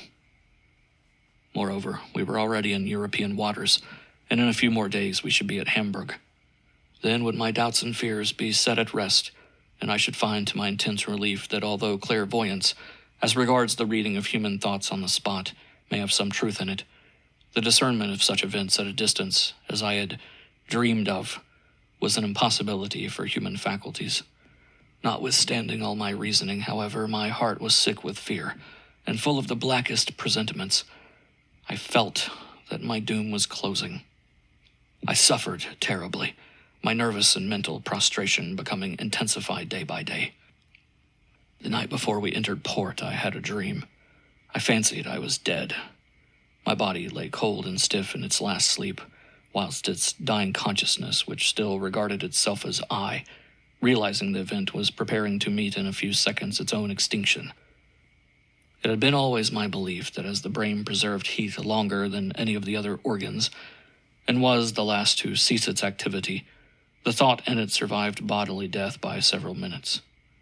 Therefore, I was not in the least surprised to find in my dream that while the frame had already crossed that awful gulf no mortal ever repassed, its consciousness was still in the grey twilight, the first shadows of the great mystery. Thus my thought, wrapped, as I believed, in the remnants of its now fast retiring vitality, was watching with the intense and eager curiosity the approaches of its own dissolution, i.e., of its annihilation. I was hastening to record my last impressions, lest the dark mantle of eternal oblivion should envelop me, before I had time to feel and enjoy the supreme triumph of learning that my lifelong convictions were true, that death is a complete and absolute cessation of conscious being. Everything around me was getting darker with every moment. Huge gray shadows were moving before my vision, slowly at first, then with accelerated motion, until they commenced whirling around with an almost vertiginous rapidity. Then, as though that motion had taken place only for purposes of brewing darkness, the object once reached, it slackened its speed, and as the darkness became gradually transformed into intense blackness, it ceased altogether. There was nothing now within my immediate perceptions but that fathomless black space, as dark as pitch. To me, it appeared as limitless and as silent as the shoreless ocean of eternity, upon which time the progeny of man's brain is forever gliding, but which it can never cross. Dream is defined by Cato as but the image of our hopes and fears. Having never feared death when awake, I felt in this dream of mine calm and serene at the idea of my speedy end. In truth, I felt rather relieved at the thought, probably owing to my recent mental suffering, that the end of all, of doubt, of fear for those I loved, of suffering and of every anxiety was close at hand. The constant anguish that had been gnawing ceaselessly at my heavy, aching heart for many a long and weary month had now become unbearable. And if, as Seneca thinks, death is but the ceasing to be what we were before, it was better that I should die. The body is dead. I, its consciousness, that which is all that remains of me now, for a few moments longer, am preparing to follow. Mental perceptions will get weaker, more dim and hazy with every second of time, until the longed-for oblivion envelops me completely in its cold shroud. Sweet is the magic hand of death, the great world comforter. Profound and dreamless is sleep in its unyielding arms. Yea, verily, it is a welcome guest, a calm and peaceful haven amidst the roaring billows of the ocean of life, whose breakers lash in vain the rock-bound shores of death. Happy the lonely bark that drifts into the still waters of its black gulf after having been so long, so cruelly tossed about by the angry waves of sentient life. Moored in it forevermore, needing no longer either sail or rudder, my bark will now find rest. Welcome then, O death, at this tempting price, and fare thee well, poor body, which having neither sought it nor derived pleasure from it, I now readily give up. While uttering this death chant to the prostrate form before me, I bent over, examined it with curiosity. I felt the surrounding darkness oppressing me, weighing on me almost tangibly, and I fancied I found in it the approach of the liberator I was welcoming. And yet, how very strange. If real, final death takes place in our consciousness, if, after the bodily death, I and my conscious perceptions are one, how is it that these perceptions do not become weaker? Why does my brain action seem as vigorous as ever now? That I am de facto dead. Nor does the usual feeling of anxiety, the heavy heart, so-called, decrease in intensity. Nay, it even seems to become worse, unspeakably so. How long it takes for full oblivion to arrive? Ah, here's my body again. Vanished out of sight for a second or two, it reappears before me once more. How white and ghastly it looks, yet its brain cannot be quite dead, since I, its consciousness, am still acting, since we too fancy that we still are, that we live and think, disconnected from our Creator and its ideating cells. Suddenly I felt a strong desire to see how much longer the progress of dissolution was likely to last, before it placed its last seal on the brain and rendered it inactive. I examined my brain and its cranial cavity, through the, to me, entirely transparent walls and roof of the skull, and even touched the brain matter. How or with whose hands, I am now unable to say, but the impression of the slimy, intensely cold matter produced a very strong impression on me in that dream. To my great dismay, I found that the blood having entirely congealed, and the brain tissues having themselves undergone a change that would no longer permit any molecular action, it became impossible for me to account for the phenomena now taking place with myself. Here was I, or my consciousness, which is all one, standing apparently entirely disconnected from my brain, which could no longer function. But I had no time left for reflection. A new and most extraordinary change in my perceptions had taken place, and now engrossed my whole attention.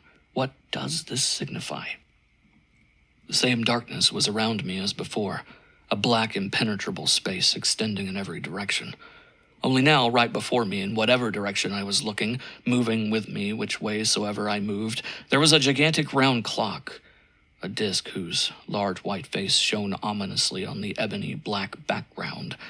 As I looked at its huge dial and at the pendulum moving to and fro regularly and slowly in space, as if its swinging meant to defy eternity. I saw its needles pointing to 7 minutes past 5, the hour at which my torture had commenced at Kyoto. I had barely found time to think of the coincidence when, to my unutterable horror, I felt myself going through the identical process that I had been made to experience on that memorable and fatal day. I swam underground, dashing swiftly through the earth. I found myself once more in the pauper's grave and recognized my brother-in-law in the mangled remains. I witnessed his terrible death, entered my sister's house, followed her agony, and saw her go mad. I went over the same scenes without missing a single detail of them, but alas, I was no longer iron-bound in the calm indifference that had then been mine, and which in that first vision had left me as unfeeling to my great misfortune as if I had been a heartless thing of rock. My mental tortures were now becoming beyond description and well nigh unbearable. Even the settled despair, the never-ceasing anxiety I was constantly experiencing when awake, had become now in my dream and in the face of this repetition of vision and events as an hour of darkened sunlight compared to a deadly cyclone. Oh, how I suffered in this wealth and pomp of infernal horrors, to which the conviction of the survival of man's consciousness after death, for in that dream I firmly believed that my body was dead, added to the most terrifying of all. The relative relief I felt when, after going over the last scene, I saw once more the great white face of the dial before me was not of long duration. The long arrow-shaped needle was pointing on the colossal disc at 7 minutes and a half past 5 o'clock.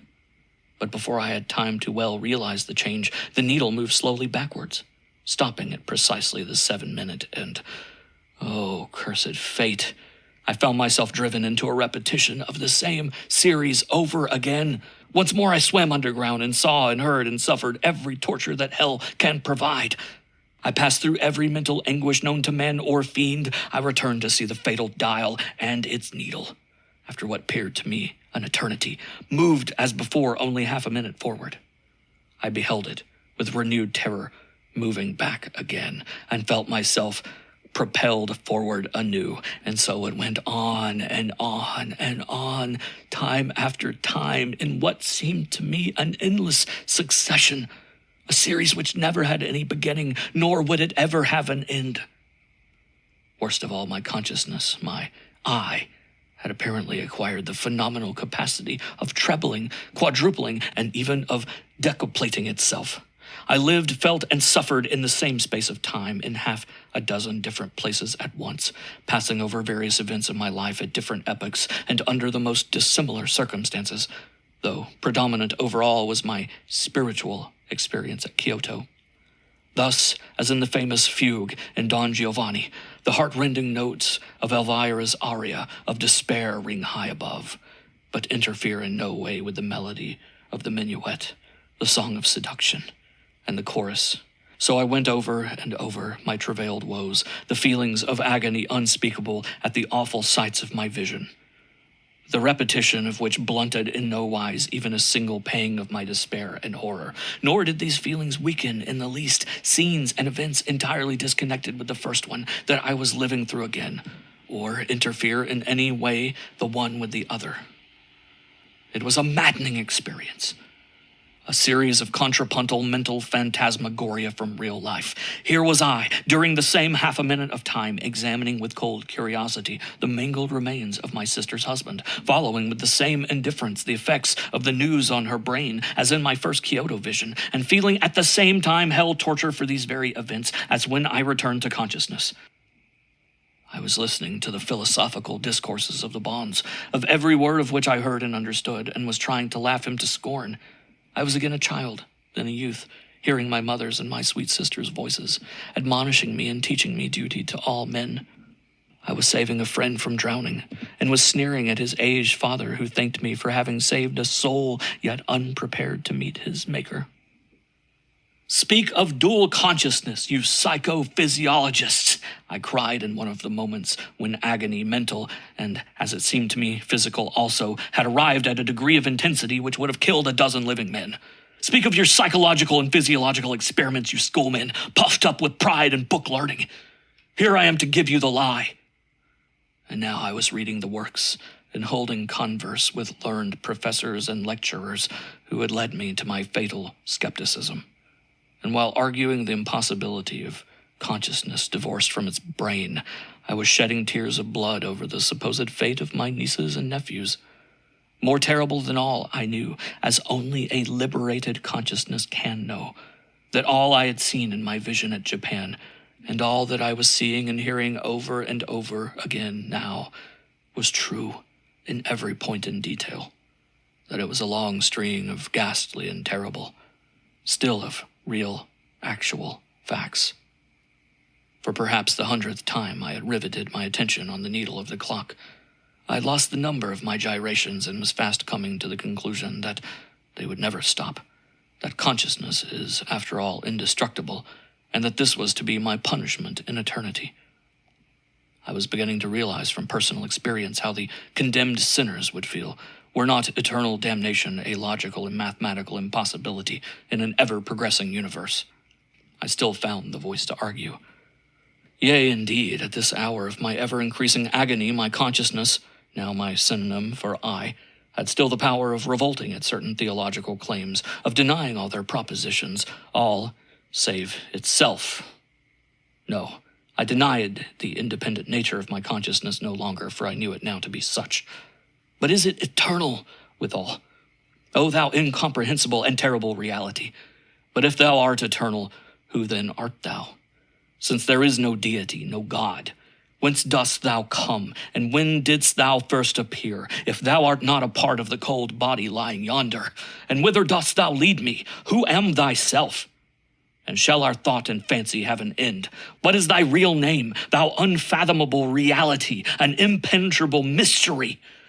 Oh, I would fain annihilate thee, soul vision, who speaks of soul, and whose voice is this? It says that I see now for myself that there is a soul in man after all. I deny this. My soul, my vital soul, or the spirit of life, has expired with my body, with the gray matter of my brain. This I of mine, this consciousness, is not yet proven to me as eternal. Reincarnation, in which the bonds felt so anxious I should believe, may be true. Why not? Is not the flower born year after year from the same root? Hence, this I, once separated from its brain, losing its balance and calling forth such a host of visions, before reincarnating. I was again face to face with the inexorable fatal clock. And as I was watching its needle, I heard the voice of the bonds, coming out of the depths of its white face, saying, "In this case, I fear, you would have only to open and to shut the temple door, over and over again, during a period which, however short, would seem to you an eternity." The clock had vanished. Darkness made room for light. The voice of my old friend was drowned by a multitude of voices overhead on deck, and I awoke in my berth, covered with a cold perspiration and faint with terror. 8. A Tale of Woe. We were at Hamburg, and no sooner had I seen my partners, who could hardly recognize me, than with their consent and good wishes I started for Nuremberg.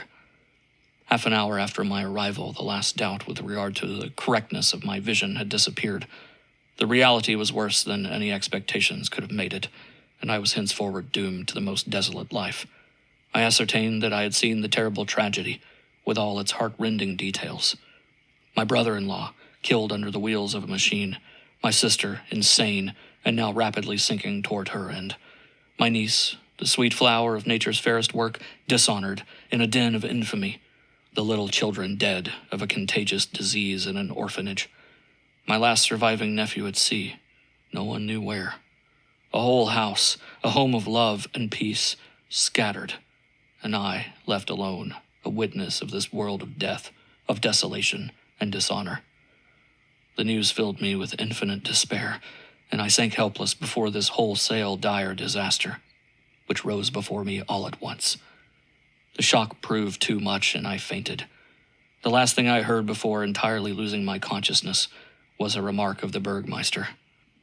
"Had you, before leaving Kyoto, telegraphed to the city authorities of your whereabouts and of your intention of coming home to take charge of your young relatives, we might have placed them elsewhere, and thus have saved them from their fate. No one knew that the children had a well-to-do relative. They were left paupers, and had to be dealt with as such.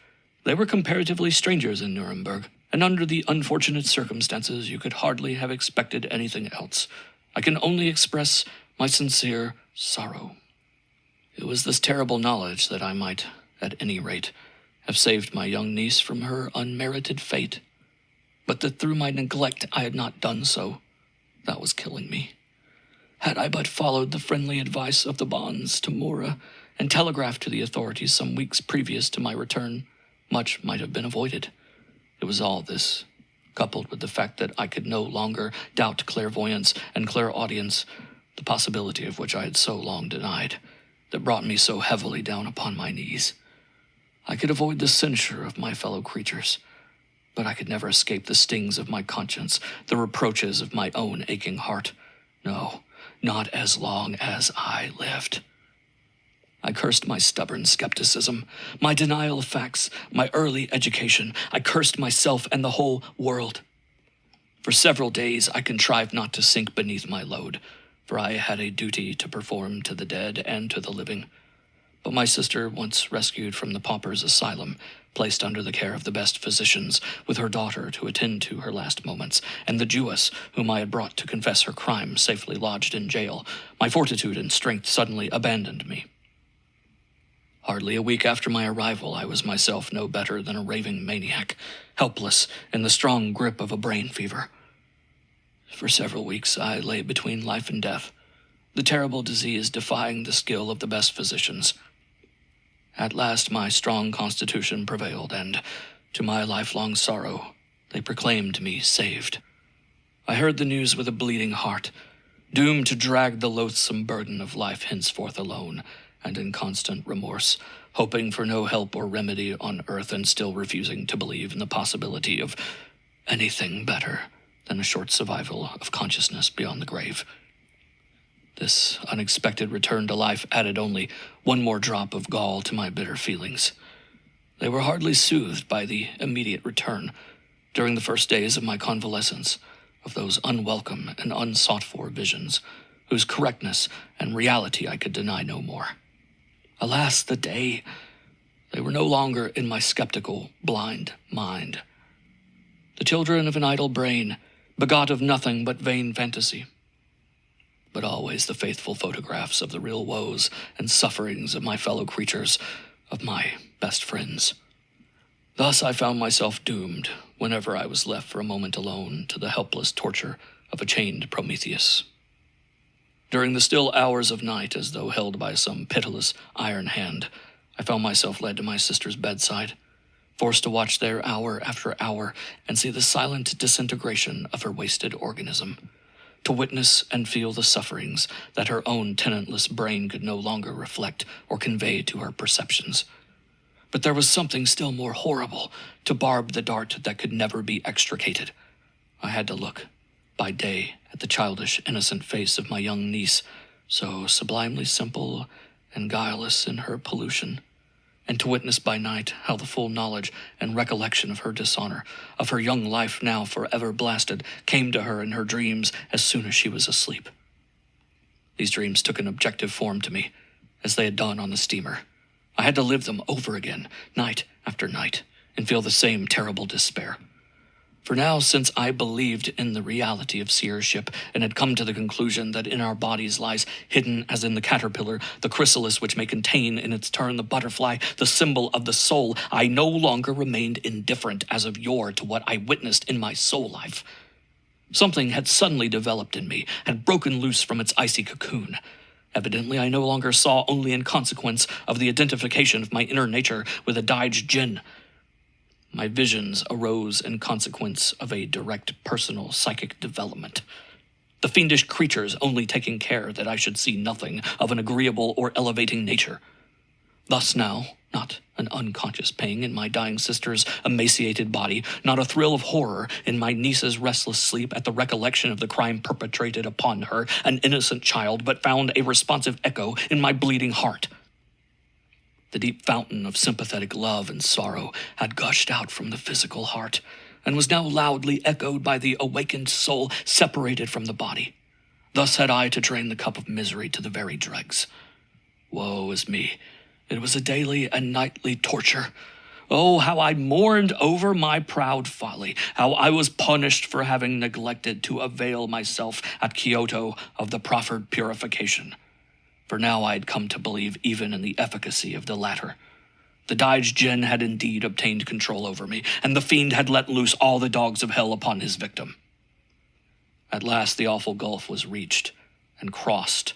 The poor, insane martyr dropped into her dark and now welcome grave, leaving behind her, but for a few short months, her firstborn daughter. Consumption made short work of that tender girlish frame. Hardly a year after my arrival, I was left alone in the whole wide world, my only surviving nephew having expressed a desire to follow his seafaring career. And now, the sequel of my sad, sad story is soon told. A wreck, a prematurely old man, looking at 30 as though 60 winters had passed over my doomed head. And owing to the never-ceasing visions, myself daily on the verge of insanity, I suddenly formed a desperate resolution. I would return to Kyoto and seek out the Yamabushi. I would prostrate myself at the feet of the holy man. I would not leave him until he had recalled the Frankenstein he had raised, the Frankenstein with whom at the time it was I, myself, who would not part, through my insolent pride and unbelief. 3 months later I was in my Japanese home again, and I at once sought out my old venerable bonds, Tamura Hideyari. I now implored him to take me without an hour's delay to the Yamabushi, the innocent cause of my daily tortures. His answer but placed the supreme seal on my doom, and tenfold intensified my despair. The Yamabushi had left the country for lands unknown. He had departed one fine morning into the interior on a pilgrimage, and according to custom would be absent unless natural death shortened the period for no less than 7 years. In this mischance I applied for help and protection of other learned Yamabushis, and though well aware how useless it was in my case to seek efficient cure from any other adept, my excellent old friend did everything he could to help me in my misfortune. But it was to no purpose, and the cankerworm of my life's despair could not be thoroughly extricated. I found from them that not one of these learned men could promise to relieve me entirely from the demon of clairvoyant obsession.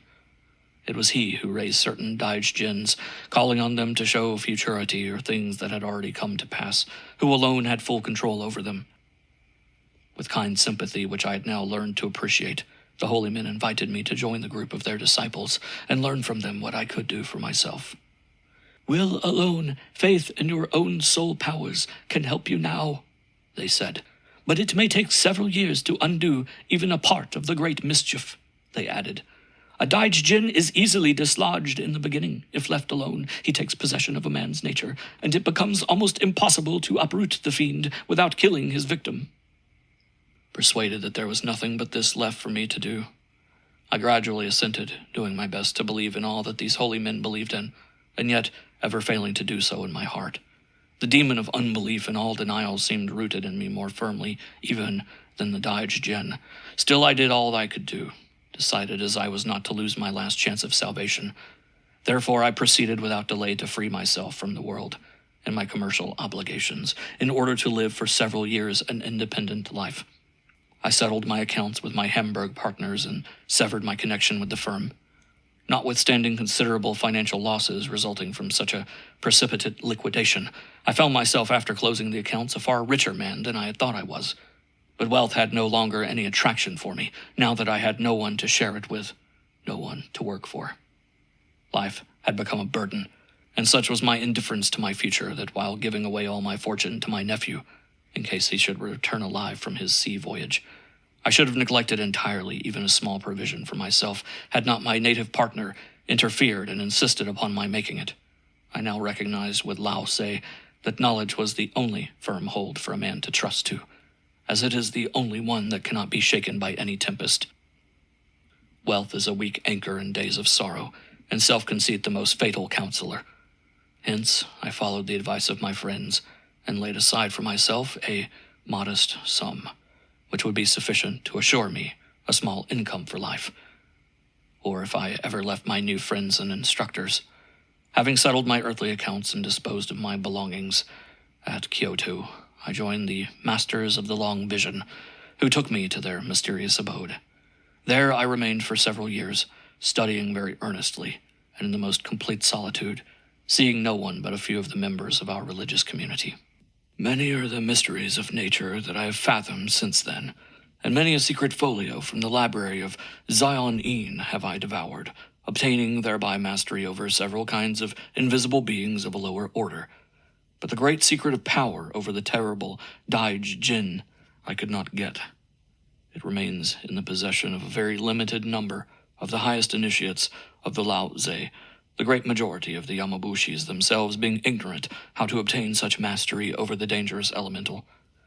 One who would reach such power of control would have to become entirely identified with the Yamabushis, to accept their views and beliefs, and to attain the highest degree of initiation.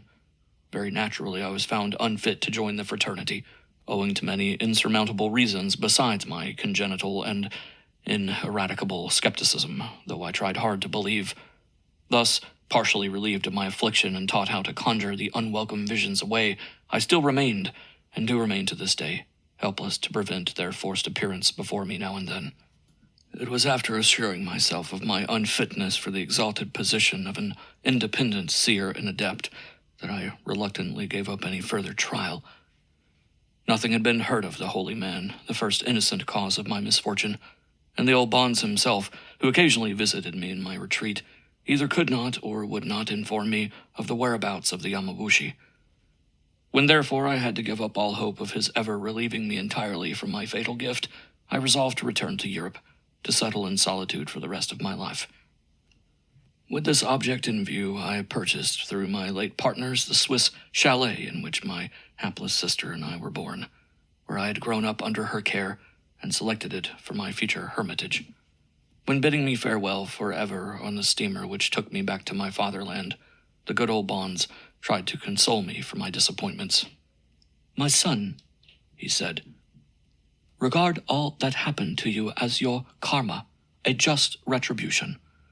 No one who has subjected himself willingly to the power of a Daij Jin can ever hope to become a Rahat, an adept, a high-souled Yamabushi, unless immediately purified.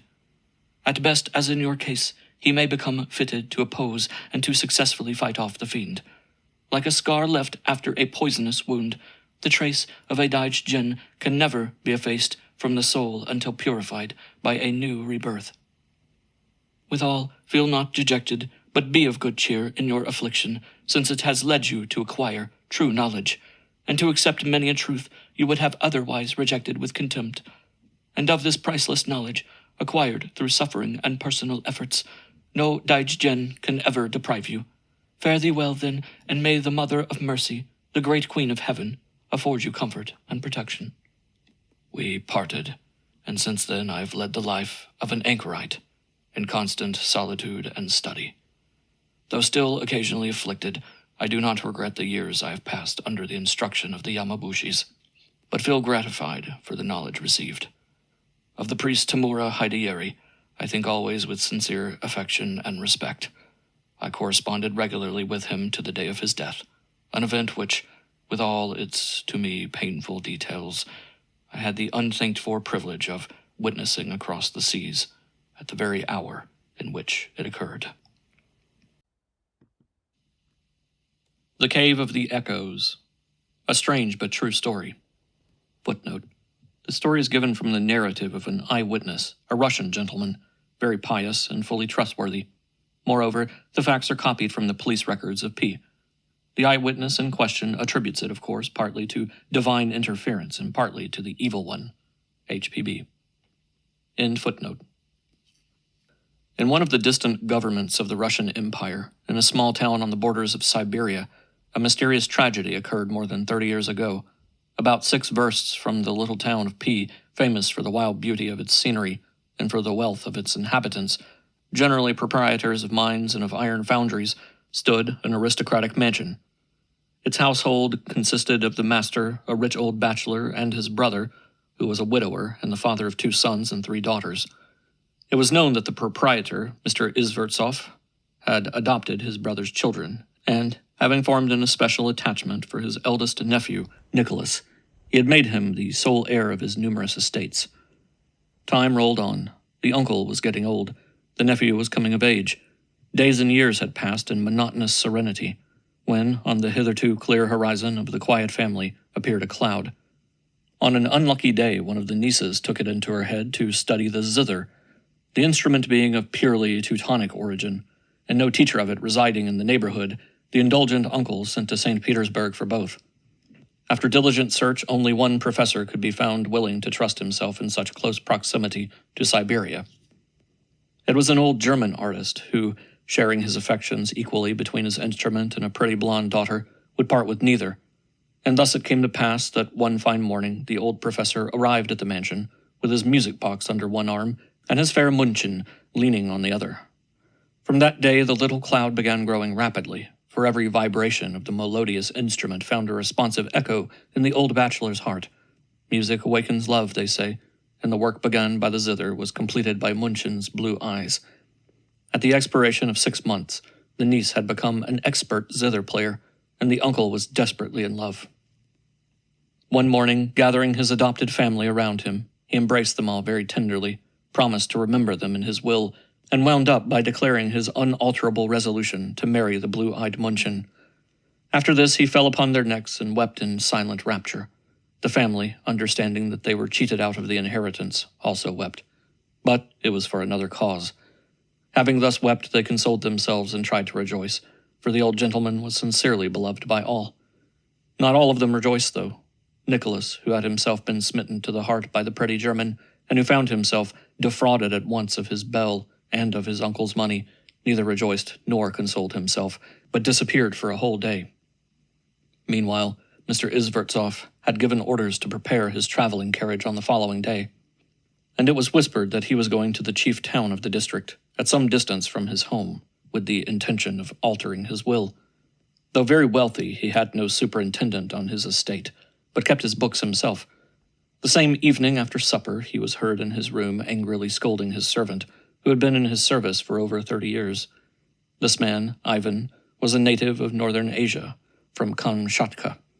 He had been brought up by the family in the Christian religion, and was thought to be very much attached to his master. A few days later, when the first tragic circumstance I am about to relate had brought all the police force to the spot, it was remembered that on that night Ivan was drunk, that his master, who had a horror of this vice, had paternally thrashed him and turned him out of his room, and that Ivan had been seen reeling out of the door and had been heard to mutter threats. On the vast domain of Mr. Izvortsov there was a curious cavern, which excited the curiosity of all who visited it. It exists to this day and is well known to every inhabitant of P. A pine forest, commencing a few feet from the garden gate, climbs in steep terraces up a long range of rocky hills, which it covers with a broad belt of impenetrable vegetation. The grotto leading into the cavern, which is known as the Cave of the Echoes, is situated about half a mile from the site of the mansion, from which it appears as a small excavation in the hillside, almost hidden by luxuriant plants, but not so completely as to prevent any person entering it from being readily seen from the terrace in front of the house. Entering the grotto, the explorer finds at the rear a narrow cleft, having passed through which he emerges into a lofty cavern, feebly lighted through fissures in the vaulted roof 50 feet from the ground. The cavern itself is immense, and would easily hold between 2,000 and 3,000 people. A part of it, in the days of Mr. Izvortsov, was paved with flagstones and was often used in the summer as a ballroom by picnic parties. Of an irregular oval it gradually narrows into a broad corridor, which runs for several miles underground, opening here and there into other chambers, as large and lofty as the ballroom, but, unlike this, impassable otherwise than in a boat, as they are always full of water. These natural basins have the reputation of being unfathomable. On the margin of the first of these is a small platform with several mossy rustic seats arranged on it, and it is from this spot that the phenomenal echoes, which give the cavern its name, are heard in all their weirdness. A word pronounced in a whisper, or even a sigh, is caught up by endless mocking voices, and instead of diminishing in volume as honest echoes do, the sound grows louder and louder at every successive repetition, until at last it bursts forth like the repercussion of a pistol shot, and recedes in a plaintive wail down the corridor. On the day in question, Mr. Izvortsov had mentioned his intention of having a dance party in this cave on his wedding day, which he had fixed for an early date. On the following morning, while preparing for his drive, he was seen by his family entering the grotto, accompanied only by his Siberian servant. Half an hour later, Ivan returned to the mansion for a snuff-box, which his master had forgotten in his room, and went back with it to the cave. An hour later, the whole house was startled by his loud cries. Pale and dripping with water, Ivan rushed in like a madman, and declared that Mr. Itzvertsov was nowhere to be found in the cave. Thinking he had fallen into the lake, he had dived into the first basin in search of him, and was nearly drowned himself. The day passed in vain attempts to find the body. The police filled the house, and louder than the rest in his despair was Nicholas, the nephew, who had returned home only to meet the sad tidings. A dark suspicion fell upon Ivan, the Siberian. He had been struck by his master the night before, and had been heard to swear revenge. He had accompanied him alone to the cave, and when his room was searched, a box full of rich family jewelry, known to have been carefully kept in Mr. Itzvertsov's apartment, was found under Ivan's bedding. Vainly did the serf call God to witness that the box had been given to him in charge by his master himself, just before they proceeded to the cave, that it was the latter's purpose to have the jewelry reset, as he intended it for a wedding present to his bride, and that he, Ivan, would willingly give his own life to recall that of his master if he knew him to be dead. No heed was paid to him, however, and he was arrested and thrown into prison upon a charge of murder. There he was left, for under the Russian law, a criminal cannot, at any rate he could not in those days, be sentenced for a crime, however conclusive the circumstantial evidence, unless he confessed his guilt. After a week had passed in useless search, the family arrayed themselves in deep mourning, and as the will, as originally drawn, remained without a codicil, the whole of the property passed into the hands of the nephew. The old teacher and his daughter bore this sudden reverse of fortune with true Germanic phlegm, and prepared to depart. Taking again his zither under one arm, the old man was about to lead away his Munchin by the other, when the nephew stopped him by offering himself as the fair damsel's husband in the place of his departed uncle. The change was found to be an agreeable one, and without much ado, the young people were married.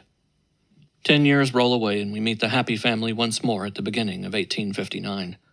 The fair Munchin had grown fat and vulgar. From the day of the old man's disappearance, Nicholas had become morose and retired in his habits, and many wondered at the change in him, for now he was never seen to smile. It seemed as if his only aim in life were to find out his uncle's murderer, or rather to bring Ivan to confess his guilt. But the man still persisted that he was innocent. An only son had been born to the young couple, and a strange child it was. Small, delicate, and ever ailing, his frail life seemed to hang by a thread. When his features were in repose, his resemblance to his uncle was so striking that the members of the family often shrank from him in terror. It was the pale, shriveled face of a man of 60 upon the shoulders of a child 9 years old. He was never seen either to laugh or to play, but, perched in his high chair, would gravely sit there, folding his arms in a way peculiar to the late Mr. Itzvertsov, and thus he would remain for hours, drowsy and motionless. His nurses were often seen furtively crossing themselves at night, upon approaching him, and not one of them would consent to sleep alone with him in the nursery. His father's behavior towards him was still more strange. He seemed to love him passionately, and at the same time to hate him bitterly. He seldom embraced or caressed the child, but with livid cheek and staring eye he would pass long hours watching him, as the child sat quietly in his corner, in his goblin-like, old-fashioned way. The child had never left the estate, and few outside the family knew of his existence. About the middle of July, a tall Hungarian traveler, preceded by a great reputation for eccentricity, wealth, and mysterious powers, arrived at the town of P from the north, where, it was said, he had resided for many years. He settled in the little town in company with a shaman or South Siberian magician, on whom he was said to make mesmeric experiments. He gave dinners and parties and invariably exhibited his shaman, of whom he felt very proud, for the amusement of his guests. One day the notables of P made an unexpected invasion of the domains of Nicholas Itzvertsov, and requested the loan of his cave for an evening entertainment. Nicholas consented with great reluctance, and only after still greater hesitancy was he prevailed upon to join the party. The first cavern and the platform beside the bottomless lake glittered with lights. Hundreds of flickering candles and torches, stuck in the clefts of the rocks, illuminated the place and drove the shadows from the mossy nooks and corners where they had crouched undisturbed for many years. The stalactites on the walls sparkled brightly, and the sleeping echoes were suddenly awakened by a joyous confusion of laughter and conversation. The shaman, who was never lost sight of by his friend and patron, sat in a corner, entranced as usual, crouched on a projecting rock about midway between the entrance and the water. With his lemon-yellow, wrinkled face, flat nose, and thin beard, he looked more like an ugly stone idol than a human being. Many of the company pressed around him and received correct answers to their questions. The Hungarian cheerfully submitted his mesmerized subject to cross-examination. Suddenly one of the party, a lady, remarked that it was in that very cave that old Mr. Itzertsoff had so unaccountably disappeared 10 years before. The foreigner appeared interested, and desired to learn more of the circumstances, so Nicholas was sought amid the crowd and led before the eager group. He was the host, and he found it impossible to refuse the demanded narrative. He repeated the sad tale in a trembling voice, with a pallid cheek, and tears were seen glittering in his feverish eyes. The company were greatly affected, and encomiums upon the behavior of the loving nephew and honoring the memory of his uncle and benefactor were freely circulating in whispers, when suddenly the voice of Nicholas became choked. His eyes started from their sockets, and, with a suppressed groan, he staggered back.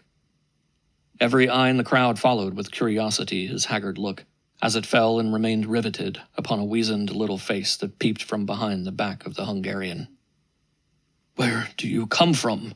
Who brought you here, child?" gasped out Nicholas, as pale as death. "I was in bed, Papa. This man came to me and brought me here in his arms," answered the boy simply, pointing to the shaman, beside whom he stood upon the rock, and who, with his eyes closed, kept swaying himself to and fro like a living pendulum. "That is very strange," remarked one of the guests, "for the man has never moved from his place." "Good God, what an extraordinary resemblance," muttered an old resident of the town, a friend of the lost man. "You lie, child," fiercely exclaimed the father. "Go to bed, this is no place for you." "Come, come," interposed the Hungarian with a strange expression on his face, and encircled with his arm the slender childish figure. "The little fellow has seen the double of my shaman, which roams sometimes far away from his body, and has mistaken the phantom for the man himself. Let him remain with us for a while." At these strange words the guests stared at each other in mute surprise, while some piously made the sign of the cross, spitting aside, presumably at the devil and all his works. "By the by," continued the Hungarian with a peculiar firmness of accent, and addressing the company rather than anyone in particular, "why should we not try, with the help of my shaman, to unravel the mystery hanging over the tragedy? Is the suspected party still lying in prison? What? He has not confessed up to now? This is surely very strange. But now we will learn the truth in a few minutes. Let us all keep silent." He then approached the Tehukhchini, and immediately began his performance without so much as asking the consent of the master of the place. The latter stood rooted to the spot, as if petrified with horror, and unable to articulate a word.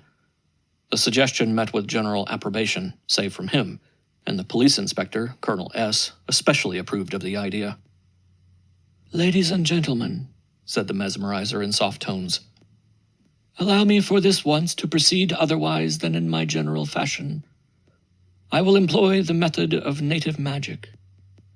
It is more appropriate to this wild place, and far more effective, as you will find, than our European method of mesmerization." Without waiting for an answer, he drew from a bag that never left his person first a small drum, and then 2 little phials, one full of fluid, the other empty. With the contents of the former, he sprinkled the shaman, who fell to trembling and nodding more violently than ever. The air was filled with the perfume of spicy odors, and the atmosphere itself seemed to become clearer. Then, to the horror of those present, he approached the Tibetan, and taking a miniature stiletto from his pocket, he plunged the sharp steel into the man's forearm and drew blood from it, which he caught in the empty phial.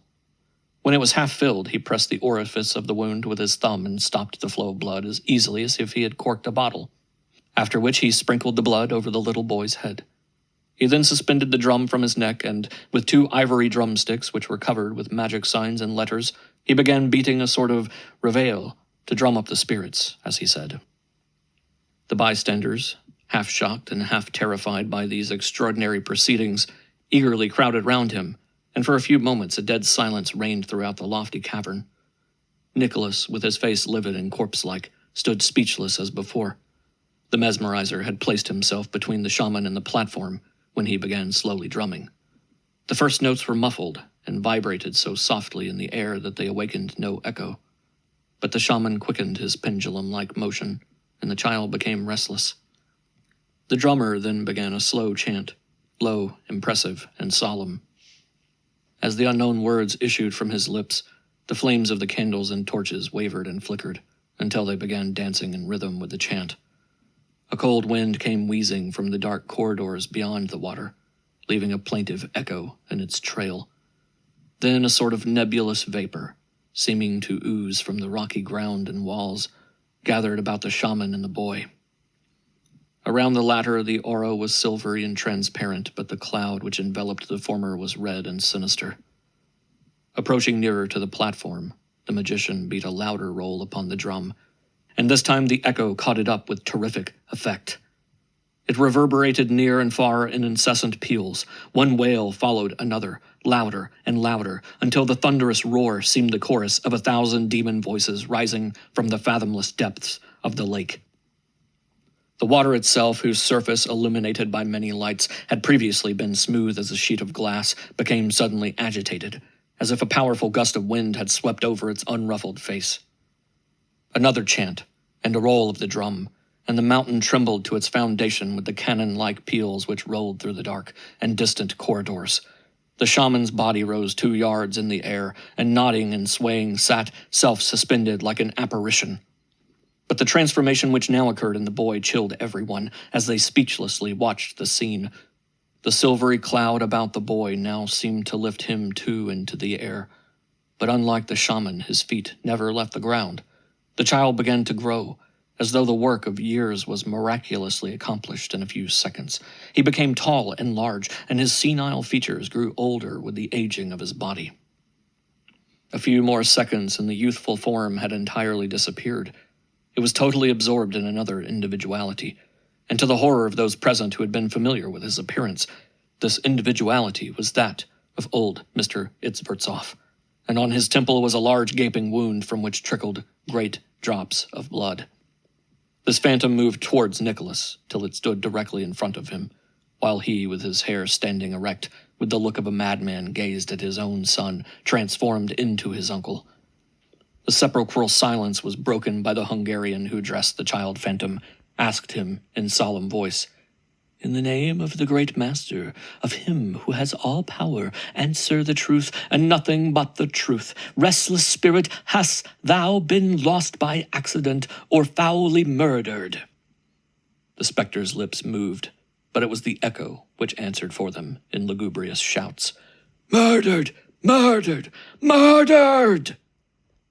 "Where? How? By whom?" asked the conjurer. The apparition pointed a finger at Nicholas and, without removing its gaze or lowering its arm, retreated backwards, slowly, towards the lake. At every step it took, the young Itzvertsoff, as if compelled by some irresistible fascination, advanced a step towards it, until the phantom reached the lake, and the next moment was seen gliding on its surface. It was a fearful, ghostly scene. When he had come within 2 steps of the brink of the watery abyss, a violent convulsion ran through the frame of the guilty man. Flinging himself upon his knees, he clung to one of the rustic seats with a desperate clutch, and staring wildly, uttered a long, piercing cry of agony.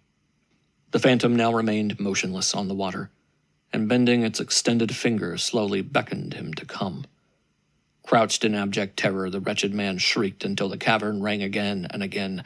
"I did not! No, I did not murder you!"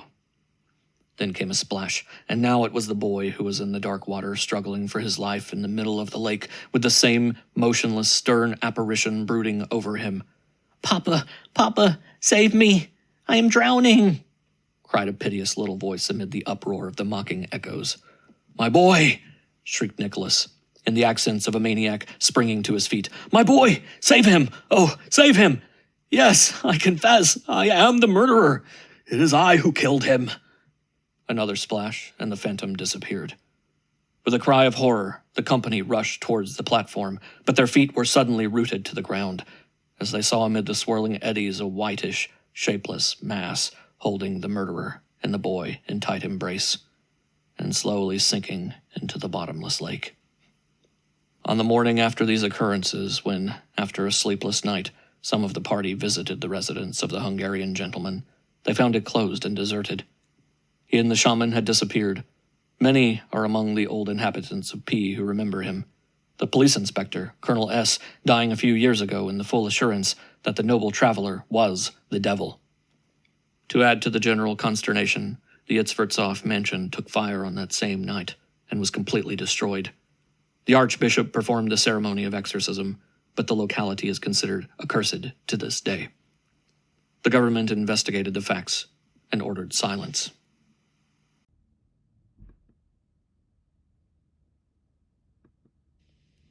The Luminous Shield. We were a small and select party of light-hearted travelers. We had arrived at Constantinople a week before from Greece, and had devoted 14 hours a day ever since to toiling up and down the steep heights of Pera, visiting bazaars, climbing to the tops of minarets, and fighting our way through armies of hungry dogs, the traditional masters of the streets of Stamboul. Nomadic life is infectious, they say, and no civilization is strong enough to destroy the charm of unrestrained freedom when it has once been tasted. The gypsy cannot be tempted from his tent, and even the common tramp finds a fascination in his comfortless and precarious existence that prevents him from taking to any fixed abode and occupation. To guard my spaniel Ralph from falling a victim to this infection and joining the canine Bedouins that infested the streets was my chief care during our stay in Constantinople. He was a fine fellow, my constant companion and cherished friend. Afraid of losing him, I kept a strict watch over his movements for the first 3 days. However, he behaved like a tolerably well-educated quadruped and remained faithfully at my heels. At every impudent attack from his Mohammedan cousins, whether intended as a hostile demonstration or an overture of friendship, his only reply would be to draw in his tail between his legs, and with an air of dignified modesty seek protection under the wing of one or other of our party. As he had thus from the first shown so decided an aversion to bad company, I began to feel assured of his discretion, and by the end of the 3rd day I'd considerably relaxed my vigilance. This carelessness on my part, however, was soon punished, and I was made to regret my misplaced confidence.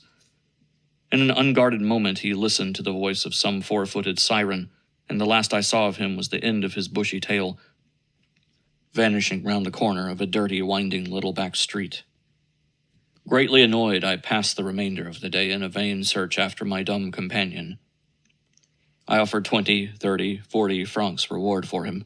About as many vagabond Maltese began a regular chase, and towards evening we were invaded in our hotel by the whole troop, every man of them with a more or less mangy cur in his arms, which he tried to persuade me was my lost dog. The more I denied, the more solemnly they insisted, one of them actually going down on his knees, snatching from his bosom an old corroded metal image of the Virgin, and swearing a solemn oath that the Queen of Heaven herself had kindly appeared to him to point out the right animal. The tumult had increased to such an extent that it looked as if Ralph's disappearance was going to be the cause of a small riot, and finally our landlord had to send for a couple of kavasses from the nearest police station and have this regiment of bipeds and quadrupeds expelled by main force. I began to be convinced that I should never see my dog again, and I was the more despondent since the porter of the hotel, a semi-respectable old brigand, who, to judge by appearances, had not passed more than 6 years at the galleys, gravely assured me that all my pains were useless, as my spaniel was undoubtedly dead and devoured too by this time, the Turkish dogs being very fond of their more toothsome English brothers.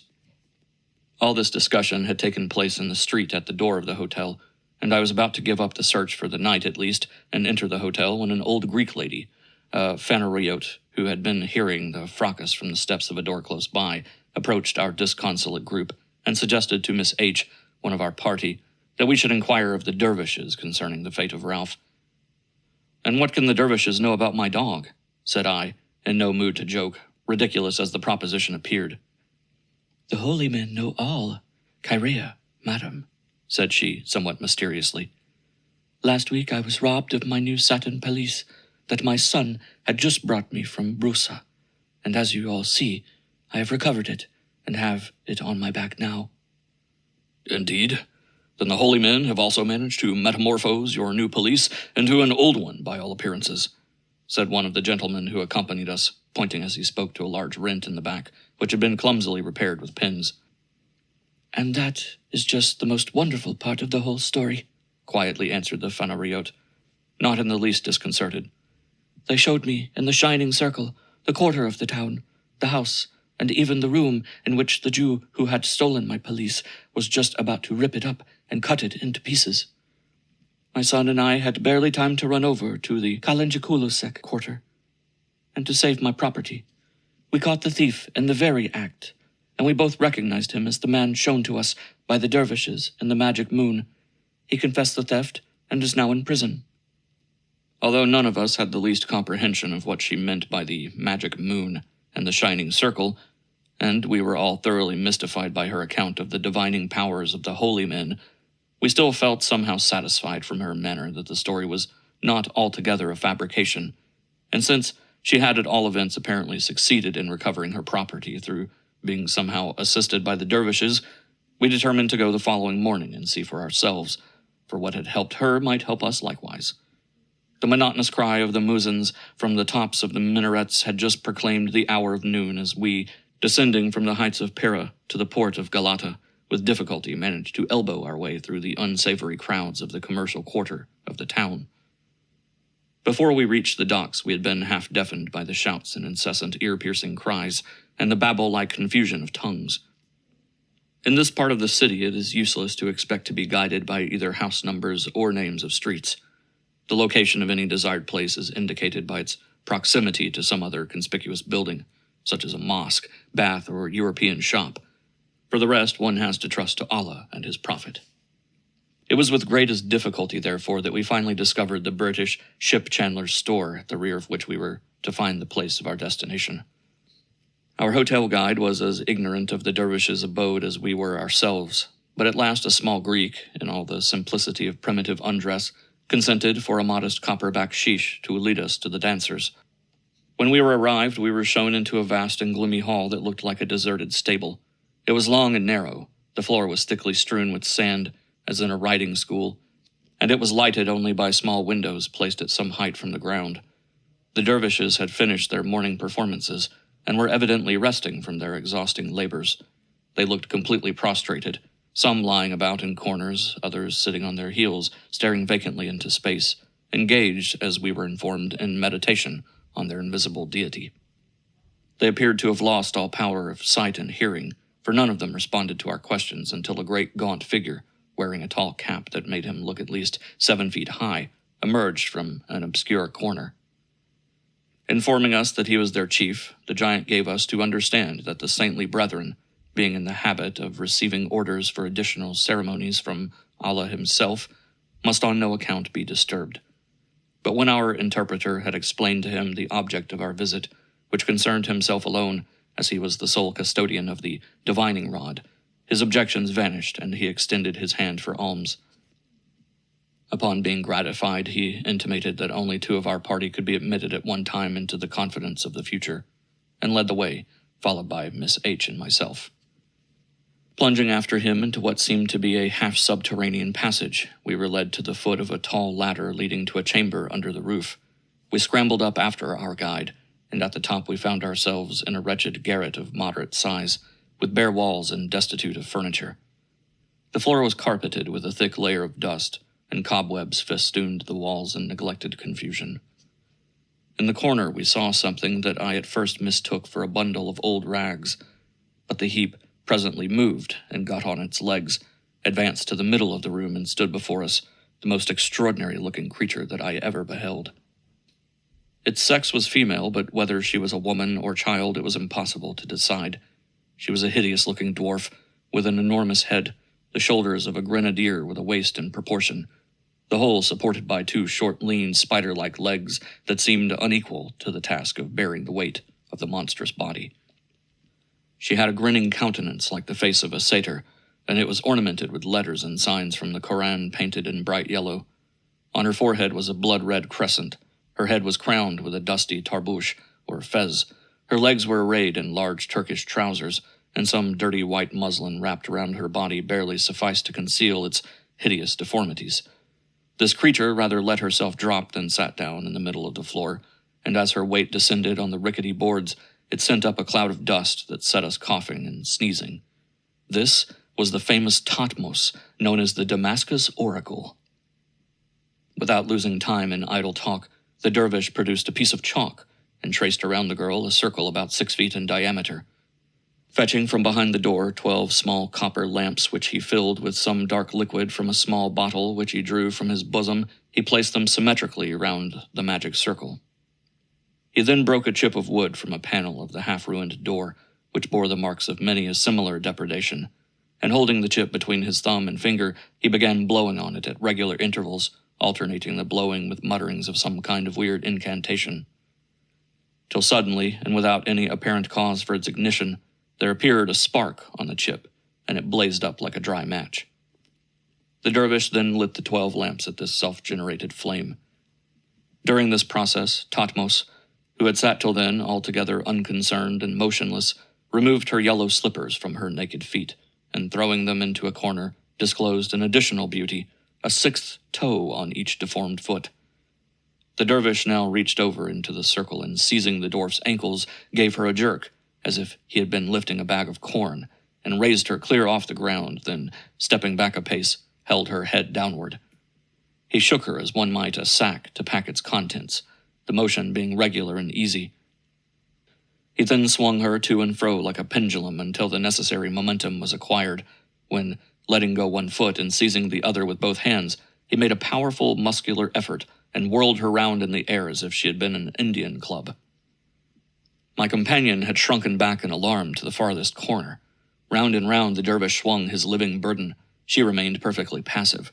The motion increased in rapidity until the eye could hardly follow the body in its circuit. This continued for perhaps 2 or 3 minutes, until gradually slackening the motion, he at length stopped it altogether, and in an instant had landed the girl on her knees in the middle of the lamplit circle. Such was the Eastern mode of mesmerization as practiced among the dervishes.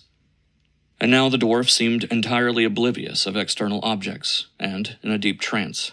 Her head and jaw dropped on her chest, her eyes were glazed and staring, and altogether her appearance was even more hideous than before. The dervish then carefully closed the shutters of the only window, and we should have been in total obscurity but that there was a hole bored in it, through which entered a bright ray of sunlight that shot through the darkened room and shone upon the girl. He arranged her drooping head so that the ray should fall upon the crown, after which, motioning us to remain silent, he folded his arms upon his bosom and, fixing his gaze upon the bright spot, became as motionless as a stone image. I, too, riveted my eyes on the same spot, wondering what was to happen next, and how all this strange ceremony was to help me find Ralph. By degrees the bright patch, as if it had been drawn through the sunbeam a greater splendor from without, and condensed it within its own area, shaped itself into a brilliant star, sending out rays in every direction as from a focus. A curious optical effect then occurred. The room, which had been previously partially lighted by the sunbeam, grew darker and darker as the star increased in radiance, until we found ourselves in an Egyptian gloom. The star twinkled, trembled, and turned, at first with a slow gyratory motion, then faster and faster, increasing its circumference at every rotation, until it formed a brilliant disk, and we no longer saw the dwarf, who seemed absorbed into its light. Having gradually attained an extremely rapid velocity, as the girl had done when whirled by the dervish, the motion began to decrease and finally merged into a feeble vibration, like the shimmer of moonbeams on rippling water. Then it flickered for a moment longer, emitted a few last flashes, and assuming the density and iridescence of an immense opal, it remained motionless. The disk now radiated a moon-like luster, soft and silvery, but instead of illuminating the garret, it seemed only to intensify the darkness. The edge of the circle was not penumbrous, but on the contrary, sharply defined like that of a silver shield. All being now ready, the dervish, without uttering a word or removing his gaze from the disk, stretched out a hand, and taking hold of mine, he drew me to his side and pointed to the luminous shield. Looking at the place indicated, we saw large patches appear like those on the moon. These gradually formed themselves into figures that began moving about in high relief in their natural colors. They neither appeared like a photograph nor an engraving, still less like the reflection of images on a mirror, but as if the disk were a cameo, and they were raised above its surface and then endowed with life and motion. To my astonishment and my friend's consternation, we recognized the bridge leading from Galata to Stamboul, spanning the Golden Horn from the new to the old city. There were the people hurrying to and fro, steamers and gay kikes gliding on the blue Bosphorus, the many-colored buildings, villas, and palaces reflected in the water, and the whole picture illuminated by the noonday sun. It passed like a panorama, but so vivid was the impression that we could not tell whether it or ourselves were in motion. All was bustle and life, but not a sound broke the oppressive stillness. It was noiseless as a dream. It was a phantom picture. Street after street and quarter after quarter succeeded one another. There was the bazaar with its narrow-roofed passages, the small shops on either side, the coffee-houses with gravelly smoking Turks, and, as either they glided past us or we past them, one of the smokers upset the narghile and coffee of another, and a volley of soundless invectives caused us great amusement. So we traveled with the picture until we came to a large building that I recognized as the palace of the Minister of Finance. In a ditch behind the house and close to a mosque, lying in a pool of mud with his silken coat all bedraggled, lay my poor Ralph.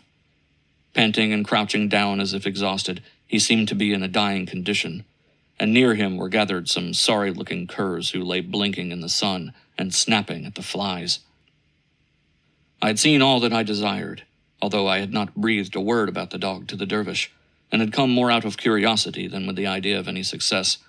I was impatient to leave at once and recover Ralph, but as my companion besought me to remain a little while longer, I reluctantly consented. The scene faded away, and Miss H. placed herself in turn by the side of the dervish. "I will think of him," she whispered in my ear with the eager tone that young ladies generally assume when talking of the worshipped him. There was a long stretch of sand, and a blue sea with white waves dancing in the sun, and a great steamer is plowing her way along past a desolate shore, leaving a milky track behind her. The deck is full of life. The men are busy forward. The cook with the white cap and apron is coming out of the galley. Uniformed officers are moving about. Passengers fill the quarter-deck, lounging, flirting, or reading, and a young man we both recognize comes forward and leans over the taffrail. It is him. Miss H. gives a little gasp, blushes and smiles, and concentrates her thoughts again. The pictures of the steamer vanishes. The magic moon remains for a few moments blank, but new spots appear on its luminous face. We see a library slowly emerging from its depths, a library with green carpet and hangings and bookshelves around the sides of the room. Seated in an armchair at the table under a hanging lamp is an old gentleman writing. His gray hair is brushed back from his forehead. His face is smooth-shaven, and his countenance has an expression of benignity. The dervish made a hasty motion to enjoin silence. The light on the disk quivers, but resumes its steady brilliancy, and again its surface is imageless for a second. We are back in Constantinople now, and out of the pearly depths of the shield forms our own apartment in the hotel. There are our papers and books on the bureau, my friend's traveling hat in a corner, her ribbons hanging on the glass, and lying on the bed the very dress she had changed when starting out on her expedition. No detail was lacking to make the identification complete. And as if to prove that we were not seeing something conjured up in our own imagination, there lay upon the dressing table 2 unopened letters, the handwriting on which was clearly recognized by my friend. They were from a very dear relative of hers, from whom she had expected to hear when in Athens, but had been disappointed.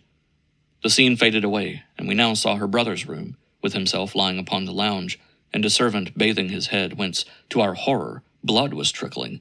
We had left the boy in perfect health but an hour before, and upon seeing this picture, my companion uttered a cry of alarm, and seizing me by the hand dragged me to the door. We rejoined our guide and friends in the long hall and hurried back to the hotel. Young H. had fallen down the stairs and cut his forehead rather badly.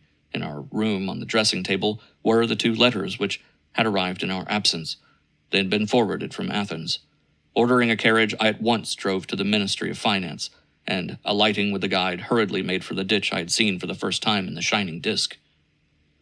In the middle of the pool, badly mangled, half-famished, but still alive, lay my beautiful spaniel Ralph, and near him were the blinking curs, unconcernedly snapping at the flies. From the Polar Lands, A Christmas Story. Just a year ago, during the Christmas holidays, a numerous society had gathered in the country house, or rather, the old hereditary castle of a wealthy landowner in Finland. Many were the remains in it of our forefathers' hospitable way of living, and many the medieval customs preserved, founded on traditions and superstitions, semi-Finnish and semi-Russian, the latter imported into it by its female proprietors from the shores of the Neva. Christmas trees were being prepared and implements for divination were being made ready. For in that old castle there were grim worm-eaten portraits of famous ancestors and knights and ladies, old deserted turrets with bastions and Gothic windows, mysterious somber alleys, and dark endless cellars easily transformed into subterranean passages and caves, ghostly prison cells, haunted by the restless phantoms of the heroes of local legends. In short, the old manor offered every commodity for romantic horrors. But alas, this once they served for naught. In the present narrative, these dear old horrors play no such part as they otherwise might. Its chief hero is a very commonplace, prosaical man. Let us call him Erkler. Yes, Dr. Erkler, professor of medicine, half German through his father, a full-blown Russian on his mother's side and by education, and one who looked a rather heavily built and ordinary mortal. Nevertheless, very extraordinary things happened with him. Erkler, as it turned out, was a great traveler, who by his own choice had accompanied one of the most famous explorers on his journeys around the world. More than once they had both seen death face to face from sunstrokes under the tropics, from cold in the polar regions. All this notwithstanding, the doctor spoke with a never-abating enthusiasm about their winterings in Greenland and Novaya Zemlya, and above the desert plains in Australia, where he lunched off a kangaroo and dined off an emu and almost perished of thirst during the passage through a waterless track, which it took them 40 hours to cross. "Yes," he used to remark, "I've experienced almost everything, save what you would describe as supernatural." This, of course, if we throw out of account a certain extraordinary event in my life, a man I met, of whom I will tell you just now, and it's indeed rather strange. I may add quite inexplicable results. There was a loud demand that he should explain himself, and the doctor, forced to yield, began his narrative. In 1878, we were compelled to winter on the northwestern coast of Spitzbergen. We had been attempting to find our way during the short summer to the pole, but, as usual, the attempt had proved a failure, owing to the icebergs, and after several such fruitless endeavors, we had to give it up. No sooner had we settled than the polar night descended upon us. Our steamers got wedged in and frozen between the blocks of ice in the Gulf of Mussel, and we found ourselves cut off for 8 long months from the rest of the living world. I confess I, for one, felt it terribly at first. We became especially discouraged when one stormy night the snow hurricane scattered a mass of materials prepared for our winter buildings and deprived us of over 40 deer from our herd. Starvation in prospect is no incentive to good humor, and with the deer we had lost the best plate de resistance against polar frosts, human organisms demanding in that climate an increase of heating and solid food. However, we were finally reconciled to our loss and even got accustomed to the local, and in reality more nutritious food, seals and seal grease. Our men from the remnants of our lumber built a house neatly divided into 2 compartments, one for our 3 professors and myself, and the other for themselves, and a few wooden sheds being constructed for meteorological, astronomical, and magnetic purposes. We even added a protecting stable for the few remaining deer. And then began the monotonous series of dawnless nights and days, hardly distinguishable one from the other except through dark gray shadows.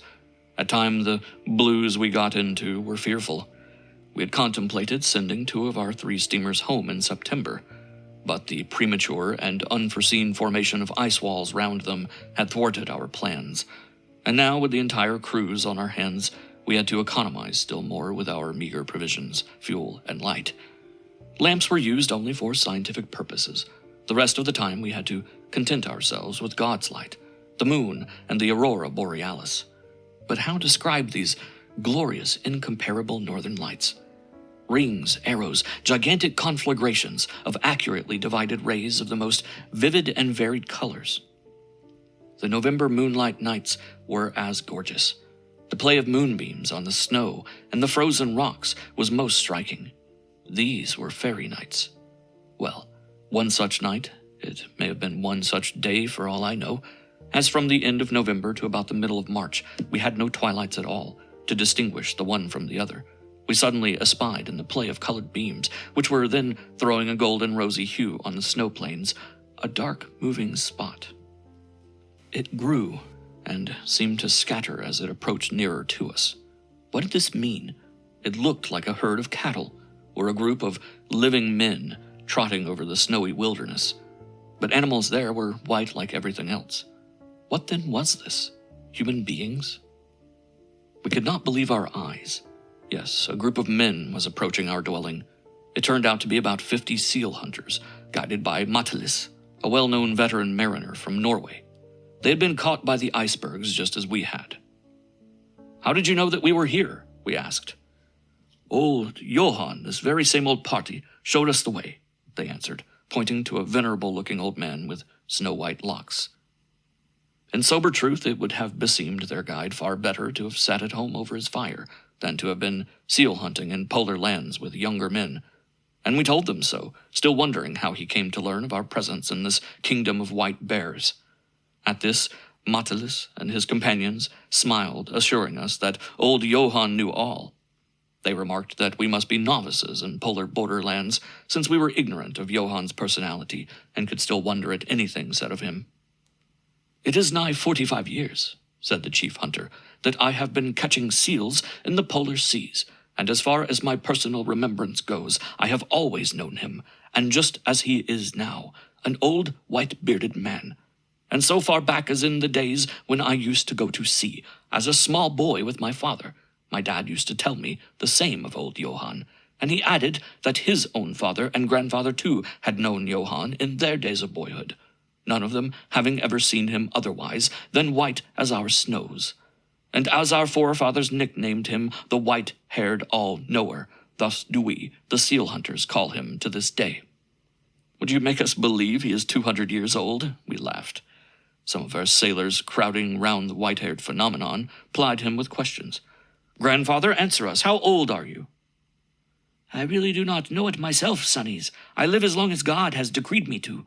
As to my years, I never counted them." "And how did you know, grandfather, that we were wintering in this place?" "God guided me. How I learned it, I do not know, save that I knew it. I knew it." The Ensouled Violin. 1. In the year 1828, an old German, a music teacher, came to Paris with his pupil and settled unostentatiously in one of the quiet faubourgs of the metropolis. The first rejoiced in the name of Samuel Klaus. The second answered to the more poetical appellation of Franz Stinio. The younger man was a violinist, gifted, as rumor went, with extraordinary, almost miraculous talent. Yet, as he was poor and had not hitherto made a name for himself in Europe, he remained for several years in the capital of France, the heart and pulse of capricious continental fashion, unknown and unappreciated. Franz was a Styrian by birth, and at the time of the event to be presently described, he was a young man considerably under 30, a philosopher and a dreamer by nature, imbued with all the mystic oddities of true genius. He reminded one of some of the heroes in Hoffmann's Contes Fantastiques. His earlier existence had been a very unusual, in fact, quite an eccentric one, and its history must be briefly told for the better understanding of the present story. Born of a very pious country people in a quiet burg among Styrian Alps, nursed by the native gnomes who watched over his cradle, growing up in the weird atmosphere of the ghouls and vampires who play such a prominent part in the household of every Styrian and Slavonian in southern Austria, educated later as a student in the shadow of the old Rhenish castles of Germany. Franz, from his childhood, had passed through every emotional stage on the plane of the so-called supernatural. He had also studied at one time the occult arts, with an enthusiastic disciple of Paracelsus and Conrad. Alchemy had few theoretical secrets for him, and he had dabbled in ceremonial magic and sorcery with some Hungarian Zigans. Yet he loved above all else music, and above music, his violin. At the age of 22, he suddenly gave up his practical studies in the occult and from that day, though as devoted as ever in thought to the beautiful Grecian gods, he surrendered himself entirely to his art. Of his classic studies, he had retained only that which related to the Muses. Euterpe especially, at whose altar he worshipped, and Orpheus, whose magic lyre he tried to emulate with his violin. Except his dreamy belief in the nymphs and the sirens, on account probably of the double relationship of the latter to the Muses through Calliope and Orpheus, he was interested but little in the matters of this sublunary world. All his aspirations mounted like incense with the wave of the heavenly harmony that he drew from his instrument to a higher and nobler sphere. He dreamed awake and lived a real, though an enchanted life, only during those hours when his magic bow carried him along the wave of sound to the pagan Olympus, to the feet of Euterpe. A strange child he had ever been in his own home, where tales of magic and witchcraft grow out of every inch of the soil. A still stranger boy he had become, until finally he had blossomed into manhood without one single characteristic of youth. Never had a fair face attracted his attention. Not for one moment had his thoughts turned from his solitary studies to a life beyond that of a mystic bohemian. Content with his own company, he had thus passed the best years of his youth and manhood, with his violin for his chief idol, and with the gods and goddesses of old Greece for his audience, in perfect ignorance of practical life. His whole existence had been one long day of dreams, of melody and sunlight, and he had never felt any other aspirations.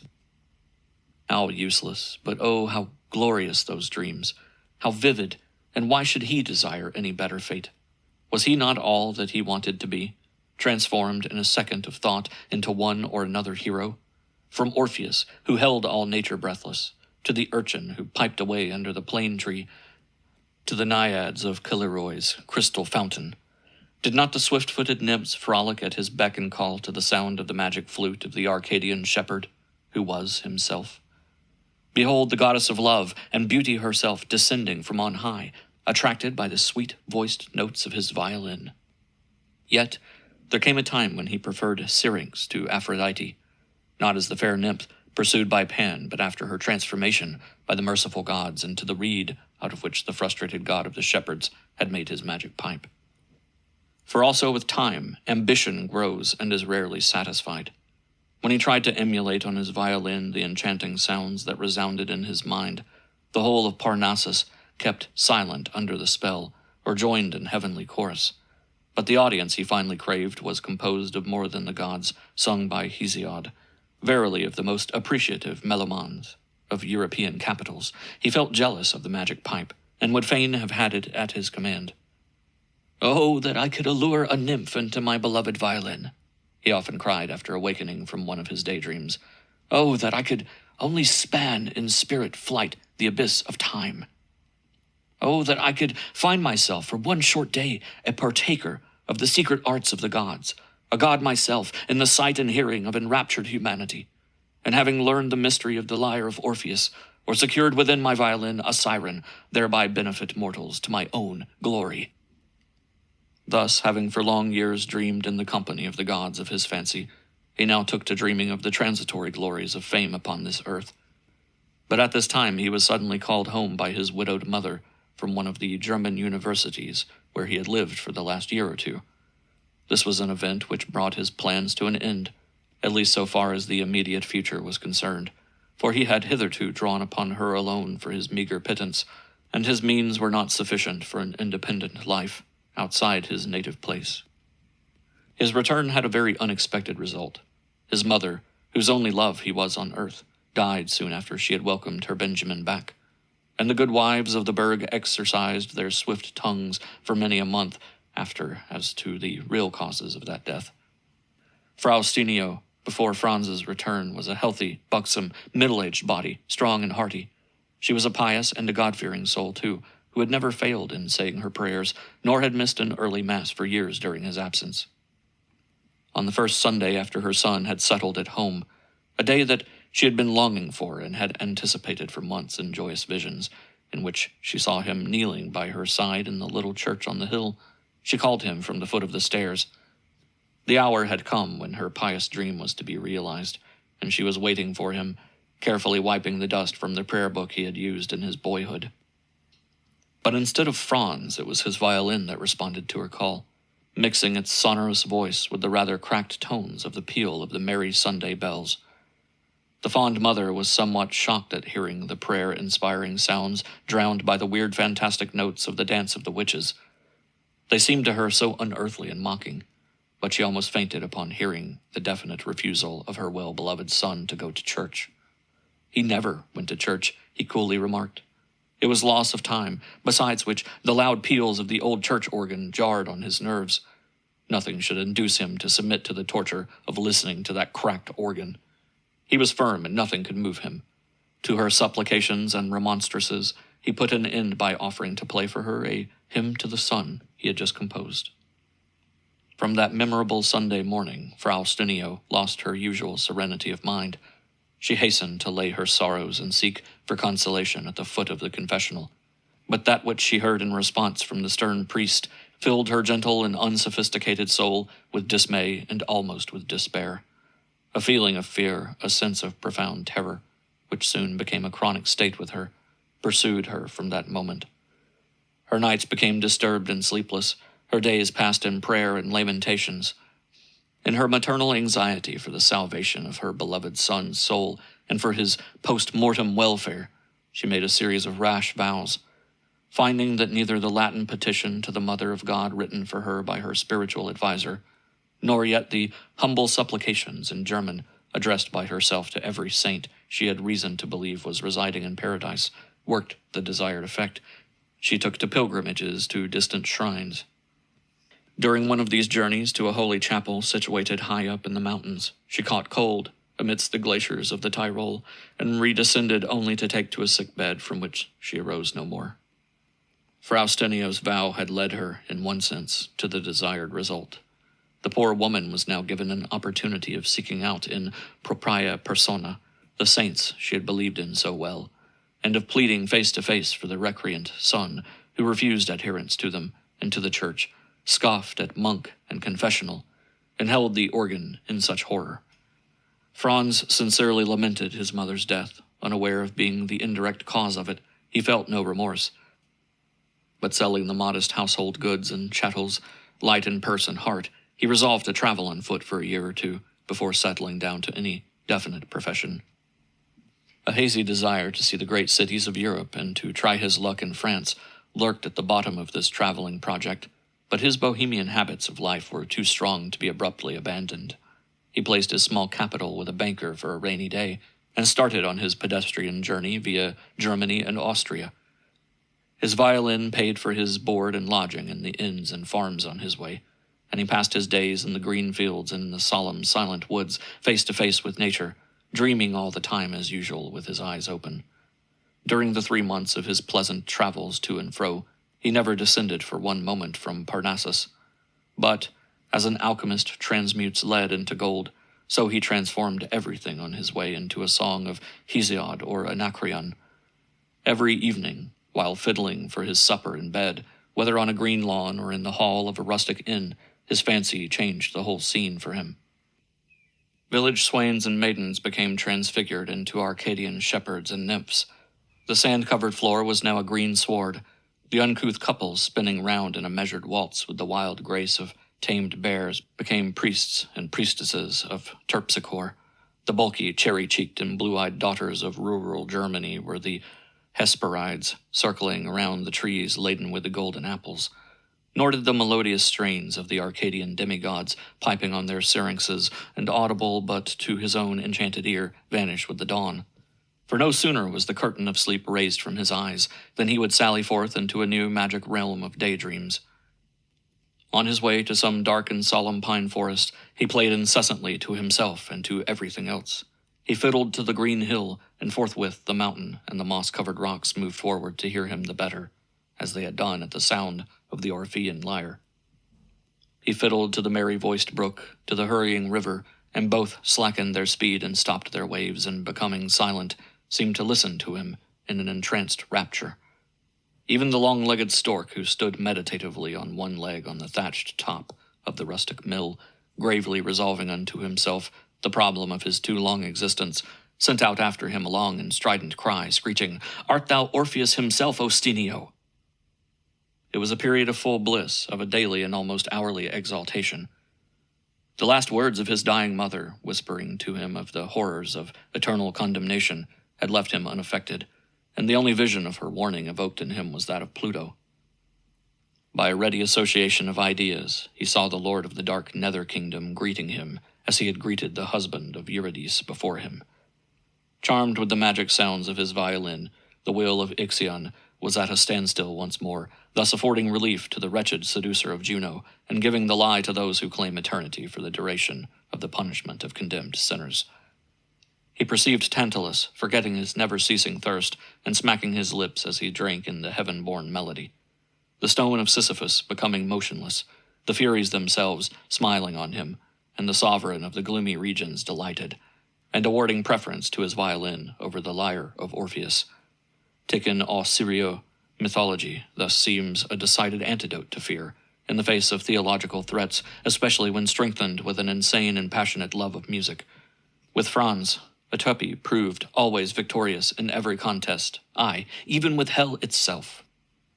But there is an end to everything, and very soon Franz had to give up uninterrupted dreaming.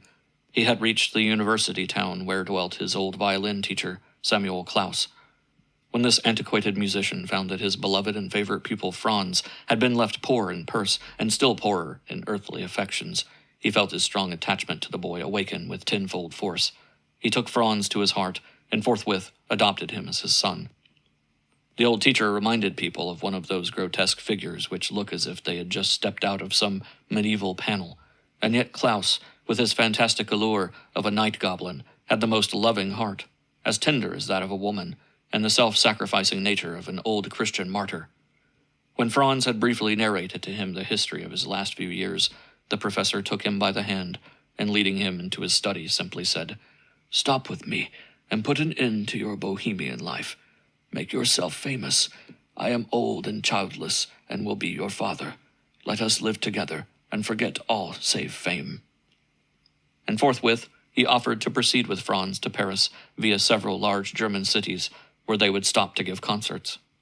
In a few days, Klaus succeeded in making Franz forget his vagrant life and his artistic independence, and reawakened in his pupil his now dormant ambition and desire for worldly fame. Hitherto, since his mother's death, he had been content to receive applause only from the gods and goddesses who inhabited his vivid fancy. Now he began to crave once more for the admiration of mortals. Under the clever and careful training of old Klaus, his remarkable talent gained in strength and powerful charm with every day, and his reputation grew and expanded with every city and town wherein he made himself heard. His ambition was being rapidly realized. The presiding genii of various musical centers, to whose patronage his talent was submitted, soon proclaimed him the one violinist of the day, and the public declared loudly that he stood unrivaled by any one whom they had ever heard. These laudations very soon made both master and pupil completely lose their heads. But Paris was less ready with such appreciation. Paris makes reputations for itself, and will take none on faith. They had been living in it for almost 3 years, and were still climbing with difficulty the artist's Calvary, when an event occurred which put an end even to their most modest expectations. The first arrival of Niccolo Paganini was suddenly heralded, and threw Lutetia into a convulsion of expectation. The unparalleled artist arrived, and all Paris fell at once at his feet. 2. Now it is a well-known fact that a superstition born in the dark days of medieval superstition, and surviving almost to the middle of the present century, attributed all such abnormal out-of-the-way talent as that of Paganini to supernatural agency. Every great and marvelous artist had been accused in his day of dealings with the devil. A few instances will suffice to refresh the reader's memory. Tartini, the great composer and violinist of the 17th century, was denounced as one who got his best inspirations from the evil one, with whom he was, it was said, in regular league. This accusation was, of course, due to the almost magical impression he produced upon his audiences. His inspired performance on the violin secured for him in his native country the title of Master of Nations. The Sonate du Diable, also called Tartini's Dream, as everyone who has heard it will be ready to testify, is the most weird melody ever heard or invented. Hence, the marvelous composition has become the source of endless legends. Nor were they entirely baseless, since it was he himself who was shown to have originated them. Tartini confessed to have written it on awakening from a dream in which he had heard his sonata performed by Satan for his benefit, and in consequence of a bargain made with his infernal majesty. Several famous singers, even, whose exceptional voices struck the hearers with superstitious admiration, have not escaped a like accusation. Pasta's splendid voice was attributed in her day to the fact that 3 months before her birth, the diva's mother was carried during a trance to heaven, and there treated to a vocal concert of seraphs. Malibran was indebted for her voice to Saint Cecilia, while others said she owed it to a demon who watched over her cradle and sung the baby to sleep. Finally, Paganini, the unrivaled performer, the mean Italian, who, like Dryden's Jubal, striking on the corded shell, forced the throngs that followed him to worship the divine sounds produced, and made people say that less than a god could not dwell within the hollow of his violin. Paganini left a legend, too. The almost supernatural art of the greatest violin player that the world has ever known was often speculated upon, never understood. The effect produced by him on his audience was literally marvelous, overpowering. The great Rossini is said to have wept like a sentimental German maiden on hearing him play for the first time. The Princess Elisa of Lucca, a sister of the great Napoleon, in whose service Paganini was, as director of her private orchestra, for a long time was unable to hear him play without fainting. In women he produced nervous fits and hysterics at his will. Stout-hearted men he drove to frenzy. He changed cowards into heroes and made the bravest soldiers feel like so many nervous schoolgirls. Is it to be wondered at, then, that hundreds of weird tales circulated for long years about and around the mysterious Genoese, that modern Orpheus of Europe? One of these was especially ghastly. It was rumored, and was believed by more people than would probably like to confess it, that the strings of his violin were made of human intestines, according to all the rules and requirements of the black art. Exaggerated as this idea may seem to some, it has nothing impossible in it, and it is more than probable that it was this legend that led to the extraordinary events which we are about to narrate. Human organs are often used by the Eastern black magician, so called, and it is an averred fact that some Bengali tantrikas, reciters of tantras or invocations to the demon, as a reverend writer has described them, use human corpses and certain internal and external organs pertaining to them as powerful magical agents for bad purposes. However this may be, now that the magnetic and mesmeric potencies of hypnotism are recorded as facts by most physicians, it may be suggested with less danger than heretofore that the extraordinary effects of Paganini's violin playing were not, perhaps, entirely due to his talent and genius. The wonder and awe he so easily excited were as much caused by his external appearance, which had something weird and demoniacal in it, according to certain of his biographers, as by the inexpressible charm of his execution and his remarkable mechanical skill. The latter is demonstrated by his perfect imitation of the flageolet and his performance of long and magnificent melodies on the G-string alone. In this performance, which many an artist has tried to copy without success, he remains unrivaled to this day. It is owing to this remarkable appearance of his, termed by his friends eccentric, and by his two nervous victims diabolical, that he experienced great difficulties in refuting certain ugly rumors. These were credited far more easily in his day than they would be now. It was whispered throughout Italy and even in his own native town that Paganini had murdered his wife, and later on a mistress, both of whom he had loved passionately, and both of whom he had not hesitated to sacrifice to his fiendish ambition. He had made himself proficient in magic arts, it was asserted, and had succeeded thereby in imprisoning the souls of his two victims in his violin, his famous Cremona. It is maintained by the immediate friends of Ernst T.W. Hoffmann, the celebrated author of Die Elixir de Teufel, Mr. Motten, and other charming and mystical tales, that Councillor Crespel and the violin of Cremona was taken from the legend about Paganini. It is, as all who have read it know, the history of a celebrated violin to which the voice and soul of a famous diva, a woman whom Crespel had loved and killed, had passed, and to which was added the voice of his beloved daughter Antonia. Nor was this superstition utterly ungrounded, nor was Hoffmann to be blamed for adopting it, after he had heard Paganini's playing. The extraordinary facility with which the artist drew out of his instrument not only the most unearthly sounds, but positively human voices, justified the suspicion. Such effects might well have startled an audience and thrown terror into many a nervous heart. Add to this the impenetrable mystery connected with a certain period of Paganini's youth, and the most wild tales about him must be found in a measure justifiable, and even excusable, especially among a nation whose ancestors knew the Borgias and the Medicis of black art fame. 3. In those pre-telegraphic days, newspapers were limited, and the wings of fame had a heavier flight than they have now. Franz had hardly heard of Paganini, and when he did, he swore he would rival, if not eclipse, the Genoese magician. Yes, he would either become the most famous of all living violinists, or he would break his instrument and put an end to his life at the same time. Old Klaus rejoiced at such a determination. He rubbed his hands in glee, and jumping about on his lame leg like a crippled satyr, he flattered and incensed his pupil, believing himself all the while to be performing a sacred duty to the holy and majestic cause of art. Upon first setting foot in Paris 3 years before, Franz had all but failed. Musical critics pronounced him a rising star, but had all agreed that he required a few more years' practice before he could hope to carry his audiences by storm. Therefore, after a desperate study of over 2 years and uninterrupted preparations, the Styrian artist had finally made himself ready for his first serious appearance in the great opera house, where a public concert before the most exacting critics of the old world was to be held. At this critical moment, Paganini's arrival in the European metropolis placed an obstacle in the way of the realization of his hopes, and the old German professor wisely postponed his pupil's debut. At first he had simply smiled at the wild enthusiasm, the laudatory hymns sung about the Genoese violinist, and the almost superstitious awe with which his name was pronounced. But very soon Paganini's name became a burning iron in the hearts of both the artists, and a threatening phantom in the mind of Klaus. A few days more, and they shuddered at the very mention of their great rival, whose success became with every night more unprecedented. The first series of concerts was over, but neither Klaus nor Franz had as yet had an opportunity of hearing him and of judging for themselves.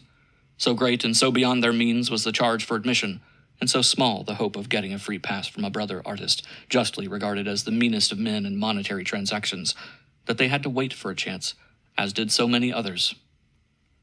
But the day came when neither master nor pupil could control their impatience any longer, so they pawned their watches, and with the proceeds bought 2 modest seats. Who can describe the enthusiasm, the triumphs of this famous and at the same time fatal night? The audience was frantic. Men wept and women screamed and fainted, while both Klaus and Stinio sat looking paler than 2 ghosts. At the first touch of Paganini's magic bow, both Franz and Samuel felt as if the icy hand of death had touched them. Carried away by an irresistible enthusiasm, which turned into a violent, unearthly mental torture, they dared neither look into each other's faces nor exchange one word during the whole performance. At midnight, while the chosen delegates of the musical societies and the Conservatory of Paris unhitched the horses and dragged the carriage of the grand artist home in triumph, the 2 Germans returned to their modest lodging, and it was a pitiful sight to see them. Mournful and desperate, they placed themselves in their usual seats at the fire corner, and neither for a while opened his mouth. "Samuel," at last exclaimed Franz, pale as death itself. "Samuel, it remains for us now but to die. Do you hear me? We are worthless. We were 2 madmen to have ever hoped that anyone in this world would ever rival him." The name of Paganini stuck in his throat, as in utter despair he fell into his armchair.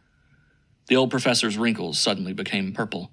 His little greenish eyes gleamed phosphorescently as, bending toward his pupil, he whispered to him in hoarse and broken tones, "Nein, nein, thou art wrong, my Franz.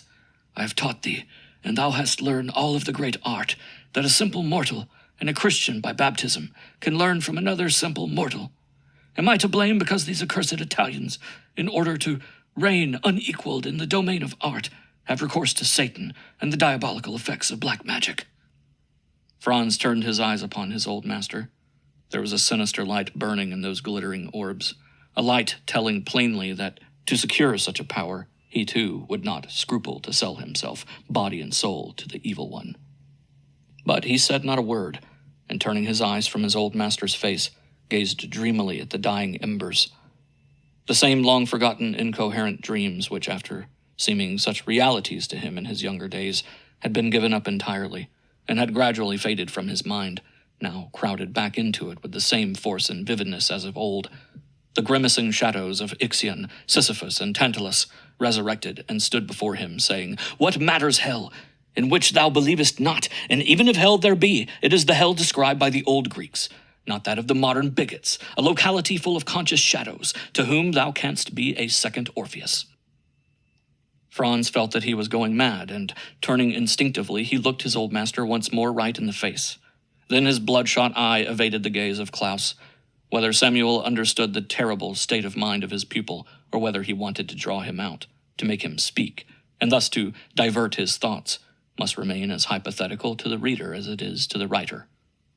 Whatever may have been in his mind, the German enthusiast went on, speaking with a feigned calmness. "Franz, my dear boy, I tell you that the art of the accursed Italian is not natural, that it is due neither to study nor to genius. It never was acquired in the usual natural way. You need not stare at me in that wild manner, for what I say is in the mouth of millions of people. Listen to what I now tell you, and try to understand. You have heard the strange tale whispered about the famous Tartini?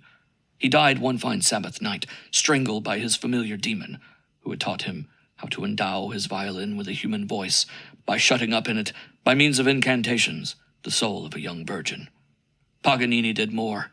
In order to endow his instrument with the faculty of emitting human sounds, such as sobs, despairing cries, supplications, moans of love and fury, in short, the most heart-rending notes of the human voice, Paganini became the murderer not only of his wife and his mistress, but also of a friend, who was more tenderly attached to him than any other being on this earth. He then made the 4 chords of his magic violin out of the intestines of his last victim. This is the secret of his enchanting talent, of that overpowering melody, that combination of sounds which you will never be able to master unless—" The old man could not finish the sentence. He staggered back before the fiendish look of his pupil and covered his face with his hands. Franz was breathing heavily, and his eyes had an expression which reminded Klaus of those of a hyena. His pallor was cadaverous. For some time he could not speak, but only gasped for breath. At last he slowly muttered, "Are you in earnest?" "I am, as I hope to help you." And do you really believe that, had I only the means of obtaining human intestines for strings, I could rival Paganini?" asked Franz, after a moment's pause and casting down his eyes. The old German unveiled his face, and with a strange look of determination upon it, softly answered, "Human intestines alone are not sufficient for our purpose. They must have belonged to someone who had loved us well, with an unselfish, holy love. Tartini endowed his violin with the life of a virgin, but that virgin had died of unrequited love for him. The fiendish artist had prepared beforehand a tube in which he managed to catch her last breath as she expired, pronouncing his beloved name, and he then transferred this breath to his violin. As to Paganini, I have just told you his tale. It was with the consent of his victim, though, that he murdered him to get possession of his intestines." "Oh, for the power of the human voice!" Samuel went on after a brief pause.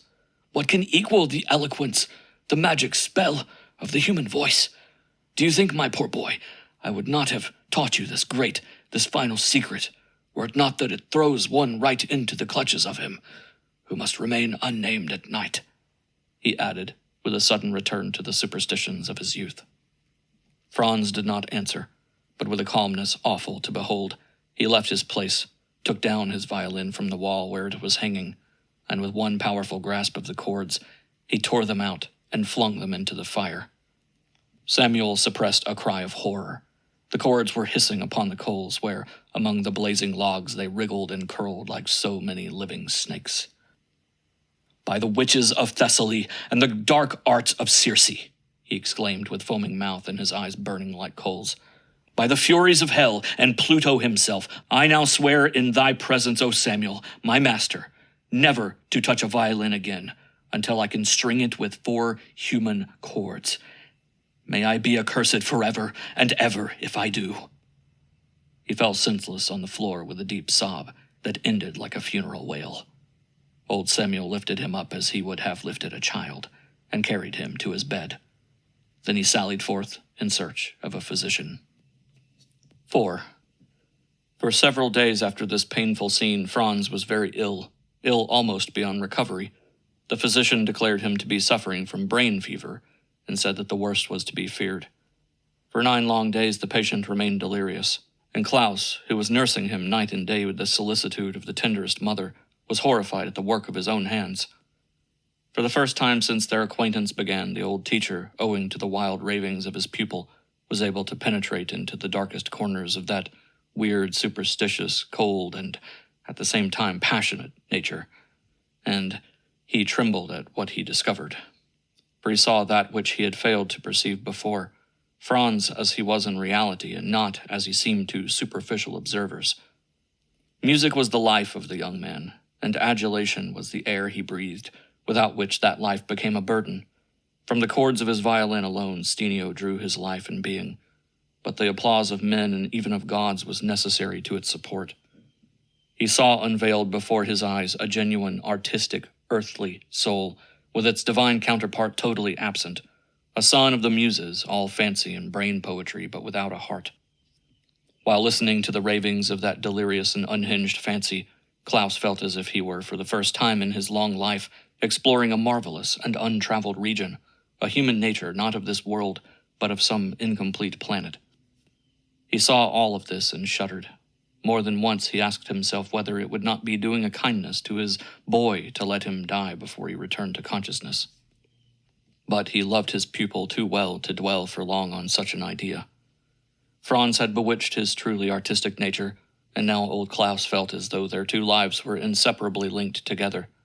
That he could thus feel was a revelation to the old man, so he decided to save Franz, even at the expense of his own old and, as he thought, useless life.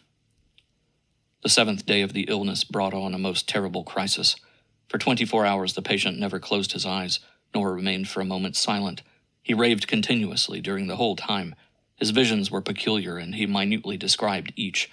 Fantastic, ghastly figures kept slowly swimming out of the penumbra of his small dark room in regular and uninterrupted procession, and he greeted each by name as he might greet old acquaintances. He referred to himself as Prometheus, bound to the rock by 4 bands made of human intestines. At the foot of the Caucasian Mount, the black waters of the river Styx were running. They had deserted Arcadia, and were now endeavoring to encircle within a 7-fold embrace the rock upon which he was suffering. "Wouldst thou know the name of the Promethean rock, old man?" he roared into his adopted father's ear. "Listen, then. Its name is called Samuel Klaus." Yes, the German murmured disconsolately. "It is I who killed him, while seeking to console. The news of Paganini's magic arts struck his fancy too vividly. Oh, my poor boy." "Ha ha ha ha!" The patient broke into a loud and discordant laugh. "Aye, poor old man, sayest thou? So thou art of poor stuff, anyhow, and wouldst look well only when stretched upon a fine Cremona violin." Klaus shuddered but said nothing. He only bent over the poor maniac, and with a kiss upon his brow, a caress as tender and as gentle as that of a doting mother, he left the sick room for a few instants to seek relief in his own garret. When he returned, the ravings were following another channel. Franz was singing, trying to imitate the sounds of a violin. Toward the evening of that day, the delirium of the sick man became perfectly ghastly. He saw spirits of fire clutching at his violin. Their skeleton hands, from each finger of which grew a flaming claw, beckoned to old Samuel. They approached and surrounded the old master, and were preparing to rip him open. Him, the only man on this earth who loves me with an unselfish holy love, and whose intestines can be of any good at all, he went on whispering with glaring eyes and demon laugh. By the next morning, however, the fever had disappeared, and by the end of the 9th day Stenio had left his bed, having no recollection of his illness, and no suspicion that he had allowed Klaus to read his inner thought. Nay, had he himself any knowledge that such a horrible idea as the sacrifice of his old master to his ambition had ever entered his mind? Hardly. The only immediate result of his fatal illness was that, as by reason of his vow his artistic passion could find no issue, Another passion awoke, which might avail to feed his ambition and his insatiable fancy. He plunged headlong into the study of the occult arts, of alchemy, and of magic. In the practice of magic, the young dreamer sought to stifle the voice of his passionate longing for his, as he thought, forever lost violin. Weeks and months passed away, and the conversation about Paganini was never resumed between the master and the pupil. But a profound melancholy had taken possession of Franz. The two hardly exchanged a word. The violin hung mute, cordless, full of dust, in its habitual place.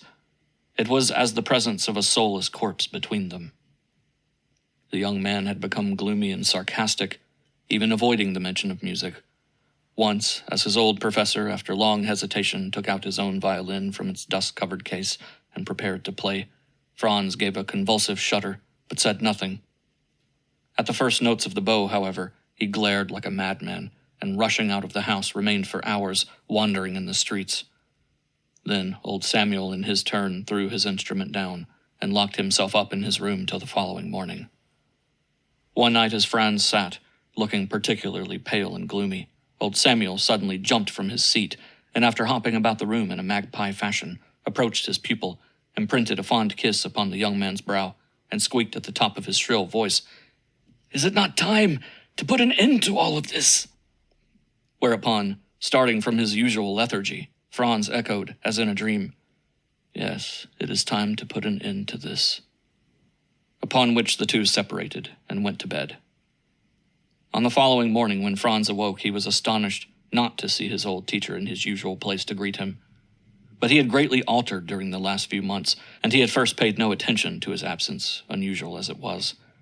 He dressed and went into the adjoining room, a little parlor where they had their meals and which separated their two bedrooms. The fire had not been lighted since the embers had died out on the previous night, and no sign was anywhere visible of the professor's busy hand in his usual housekeeping duties. Greatly puzzled, but in no way dismayed, Franz took his usual place at the corner of the now cold fireplace and fell into an aimless reverie. As he stretched himself in his old armchair, raising both his hands to clasp them behind his head in a favorite posture of his hand came into contact with something on a shelf at his back. He knocked against a case and brought it violently on the ground. It was old Klaus's violin case that came down to the floor with such a sudden crash that the case opened and the violin fell out of it, rolling to the feet of Franz. And then the chords, striking against the brass fender, emitted a sound, prolonged, sad and mournful as the sigh of an unrestful soul. It seemed to fill the whole room and reverberated in the head and the very heart of the young man. The effect of that broken violin string was magical. "Samuel!" cried Stenio, with his eyes starting from their sockets, and an unknown terror suddenly taking possession of his whole being. "Samuel, what has happened? My dear old master," he called out, hastening to the professor's little room and throwing the door violently open. No one answered. All was silent within. He staggered back, frightened at the sound of his own voice, so changed and hoarse it seemed to him at this moment. No reply came in response to his call. Naught followed but a dead silence. That stillness which, in the domain of sounds, usually denotes death. In the presence of a corpse, as in the lugubrious stillness of a tomb, such silence acquires a mysterious power, which strikes the sensitive soul with a nameless terror. The little room was dark, and Franz hastened to open the shutters. Samuel was lying on his bed, cold, stiff, and lifeless. At the sight of the corpse of him who had loved him so well, and had been to him more than a father, Franz experienced a dreadful revulsion of feeling, a terrible shock. But the ambition of the fanatical artist got the better of the despair of the man, and smothered the feelings of the latter in a few seconds. A note bearing his own name was conspicuously placed upon a table near the corpse. With trembling hand, the violinist tore open the envelope and read the following. "My beloved son, Franz, when you read this, I shall have made the greatest sacrifice that your best and only friend and teacher could have accomplished for your fame. He who loved you most is now but an inanimate lump of clay. Of your old teacher there now remains but a clod of cold organic matter. I need not prompt you as to what you have to do with it. Fear not stupid prejudices. It is for your future fame that I have made an offering of my body and you would be guilty of the blackest ingratitude were you now to render useless this sacrifice. When you shall have replaced the chords upon your violin, and these chords a portion of my own self under your touch, it will acquire the power of that accursed sorcerer, all the magic voices of Paganini's instrument. You will find therein my voice, my sighs and groans, my song of welcome, the prayerful sobs of my infinite and sorrow sympathy, my love for you. And now, my Franz, fear nobody. Take your instrument with you, and dog the steps of him who filled our lives with bitterness and despair. Appear in every arena where hitherto he has reigned without a rival, and bravely throw the gauntlet of defiance in his face. O Franz, then only wilt thou hear what a magic power the full notes of unselfish love will issue forth from thy violin. Perchance, with the last caressing touch of its chords, thou wilt remember that they once formed a portion of thine old teacher, who now embraces and blesses thee for the last time. Samuel. 2 burning tears sparkled in the eyes of Franz, but they dried up instantly. Under the fiery rush of passionate hope and pride, the 2 orbs of the future magician-artist, riveted to the ghastly face of the dead man, shone like the eyes of a demon. Our pen refuses to describe that which took place on that day after the legal inquiry was over. As another note, written with the view of satisfying the authorities, had been prudently provided by the loving care of the old teacher, the verdict was suicide from causes unknown. After this, the coroner and the police retired, leaving the bereaved heir alone in the death room with the remains of that which had once been a living man. Scarce a fortnight had elapsed from that day ere the violin had been dusted, and 4 new stout strings had been stretched upon it.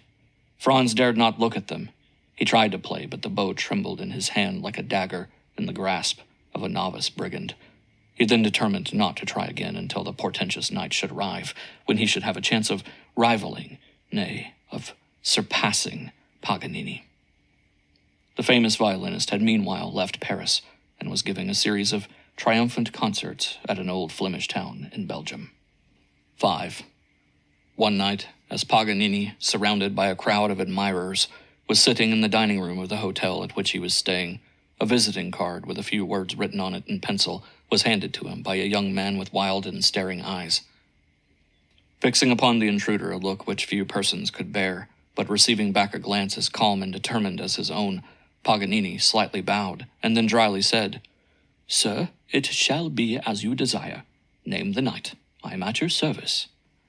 On the following morning, the whole town was startled by the appearance of bills posted at the corner of every street, and bearing the strange notice, "On the night of blank, at the Grand Theatre of blank, and for the first time, will appear before the public, Franz Stenio, a German violinist, arrived purportedly to throw down the gauntlet to the world-famous Paganini and to challenge him to a duel upon their violins.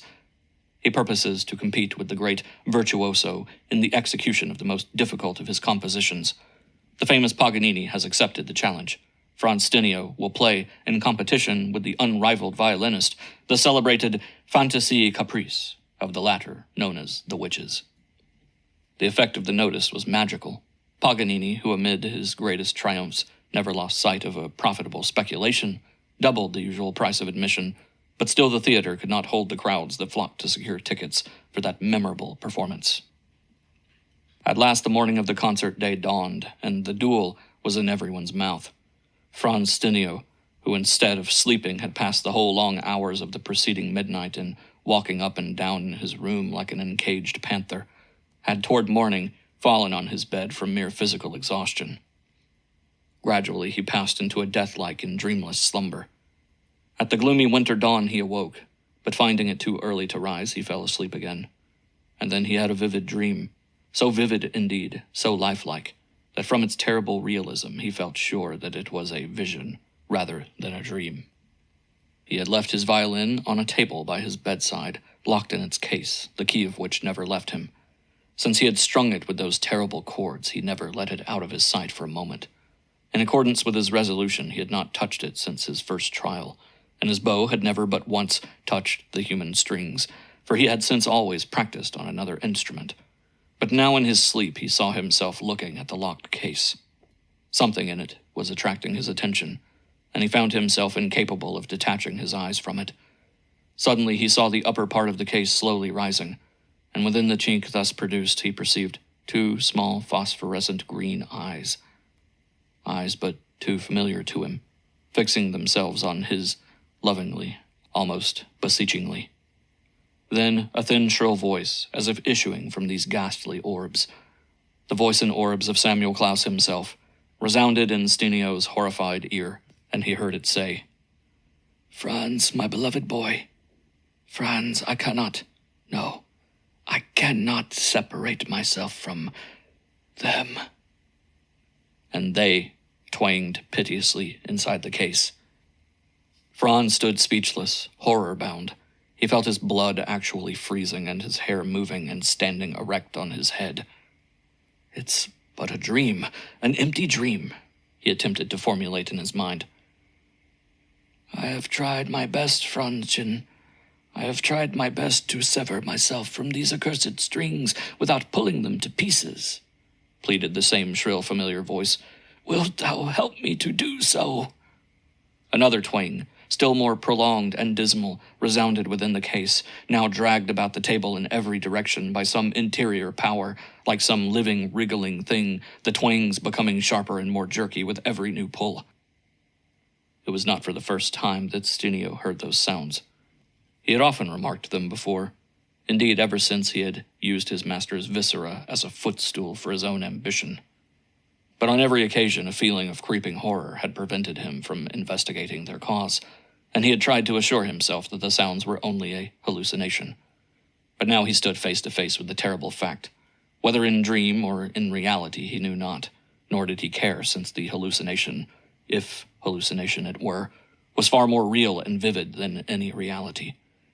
He tried to speak, to take a step forward, but as often happens in nightmares, he could neither utter a word nor move a finger. He felt hopelessly paralyzed. The pulls and jerks were becoming more desperate with each moment, and at last something inside the case snapped violently. The vision of his Stradivarius, devoid of its magical strings, flashed before his eyes, throwing him into a cold sweat of mute and unspeakable terror. He made a superhuman effort to rid himself of the incubus that held him spellbound, but as the last supplicating whisper of the invisible presence repeated, "Do, oh do, help me to cut myself off," Franz sprang to the case with one bound, like an enraged tiger defending its prey, and with one frantic effort breaking the spell. "Leave the violin alone, you old fiend from hell," he cried in hoarse and trembling tones. He violently shut down the self-raising lid, and while firmly pressing his left hand on it, he seized with the right a piece of rosin from the table and drew on the leather-covered top the sign of the 6-pointed star, the seal used by King Solomon to bottle up the rebellious jinns inside their prisons.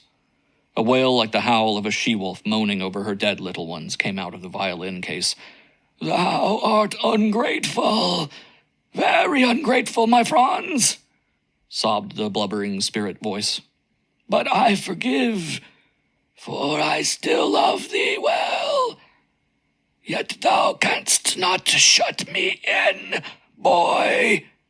Behold!" And instantly, a grayish mist spread over and covered case and table, and rising upward formed itself first into an indistinct shape.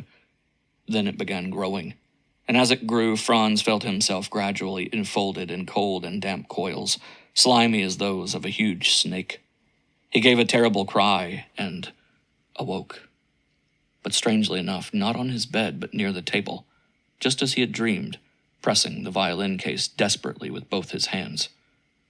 "It was but a dream, after all," he muttered, still terrified but relieved of the load on his heaving breast. With a tremendous effort he composed himself and unlocked the case to inspect the violin.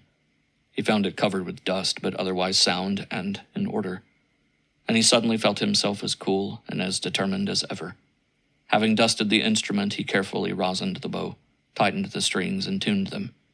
He even went so far as to try upon it the first notes of the witches, first cautiously and timidly, then using his bow boldly and with full force. The sound of that loud, solitary note, defiant as the war trumpet of a conqueror, sweet and majestic as the touch of a seraph on his golden harp in the fancy of the faithful, thrilled through the very soul of Franz. It revealed to him a hitherto unsuspected potency in his bow, which ran on in strains that filled the room with the richest swell of melody, unheard by the artist until that night. Commencing in uninterrupted legato tones, his bow sang to him of sun-bright hope and beauty, of moonlit nights when the soft and balmy stillness endowed every blade of grass and all things animate and inanimate with a voice and a song of love.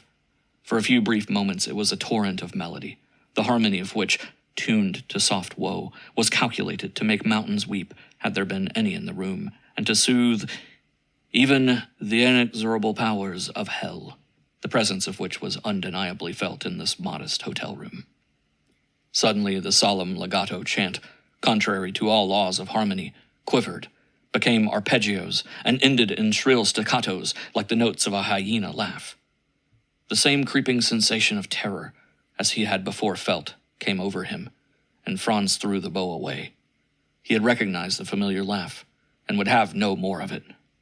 Dressing, he locked the bedeviled violin securely in its case, and taking it with him to the dining room, determined to await quietly the hour of trial. 6. The terrible hour of the struggle had come, and Stunio was at his post, calm, resolute, almost smiling. The theater was crowded to suffocation, and there was not even standing room to be got for any amount of hard cash or favoritism. The singular challenge had reached every quarter to which the post could carry it, and gold flowed freely into Paganini's unfathomable pockets, to an extent almost satisfying even to his insatiate and venal soul. It was arranged that Paganini should begin. When he appeared upon the stage, the thick walls of the theater shook to their foundations with the applause that greeted him. He began and ended his famous composition, The Witches, amid a storm of cheers. The shouts of public enthusiasm lasted so long that Franz began to think his turn would never come.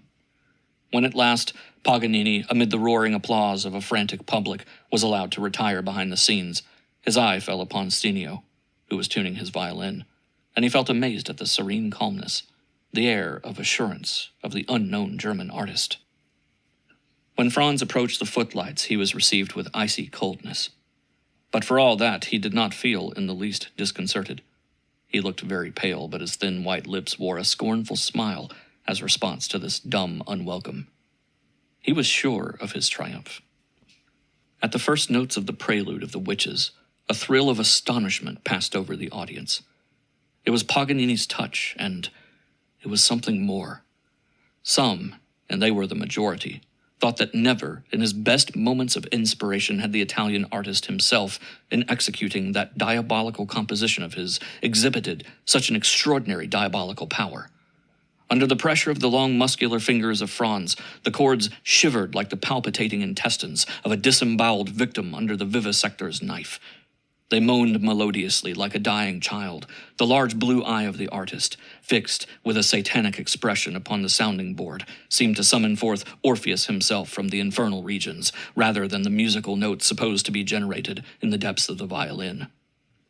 Sounds seemed to transform themselves into objective shapes, thickly and precipitately gathering as at the evocation of a mighty magician, and to be whirling around him like a host of fantastic infernal figures, dancing the witches' goat dance. In the empty depths of the shadowy background of the stage behind the artist, a nameless phantasmagoria, produced by the concussion of unearthly vibrations, seemed to form pictures of shameless orgies, of the voluptuous hymens of a real witch's sabbat. A collective hallucination took hold of the public. Panting for breath, ghastly and trickling with the icy perspiration of an inexpressible horror, they sat spellbound and unable to break the spell of the music by the slightest motion. They experienced all the illicit, enervating delights of the paradise of Mahomet that come into the disordered fancy of an opium-eating Mussulman, and felt at the same time the abject terror, the agony of one who struggles against an attack of delirium tremens. Many ladies shrieked aloud, others fainted, and strong men gnashed their teeth in a state of utter helplessness. Then came the finale. Thundering, uninterrupted applause delayed its beginning, expanding the momentary pause to a duration of almost a quarter of an hour. The bravos were furious, almost hysterical. At last, when after a profound and last bow, Stunio, whose smile was as sardonic as it was triumphant, lifted his bow to attack the famous finale, his eye fell upon Paganini, who, calmly seated in the manager's box, had been behind none in zealous applause. The small and piercing black eyes of the Genoese artist were riveted to the Stradivarius in the hands of Franz, but otherwise he seemed quite cool and unconcerned. His rival's face troubled him for one short instant, but he regained his self-possession and, lifting once more his bow, drew the first note. Then the public enthusiasm reached its acme, and soon knew no bounds. The listeners heard and saw indeed. The witches' voices resounded in the air, and beyond all the other voices, one voice was heard. Discordant and unlike to human sounds, it seemed of dogs the bark, of wolves the howl, the doleful screechings of the midnight owl, the hiss of snakes, the hungry lion's roar, the sounds of billows beating on the shore, the groan of winds among the leafy wood, and burst of thunder from the rending cloud. 'Twas these, all these in one. The magic bow was drawing forth its last quivering sounds, famous among prodigious musical feats, imitating the precipitate flight of the witches before bright dawn, of the unholy women saturated with the fumes of their nocturnal saturnalia, when a strange thing came to pass on stage. Without the slightest transition, the notes suddenly changed. In their aerial flight of ascension and descent, their melody was unexpectedly altered in character. The sounds became confused, scattered, disconnected, and then, it seemed from the sounding board of the violin, came out squeaking, jarring tones like those of a street punch, screaming at the top of a senile voice, "Art thou satisfied, Franz, my boy? Have not I gloriously kept my promise, eh?" The spell was broken, though still unable to realize the whole situation. Those who heard the voice and the Punchinello-like tones were freed as by enchantment from the terrible charm under which they had been held. Loud roars of laughter, mocking exclamations of half anger and half irritation were now heard from every corner of the vast theater. The musicians in the orchestra, with faces still blanched from weird emotion, were now seen shaking with laughter, and the whole audience rose like one man from their seats, unable yet to solve the enigma.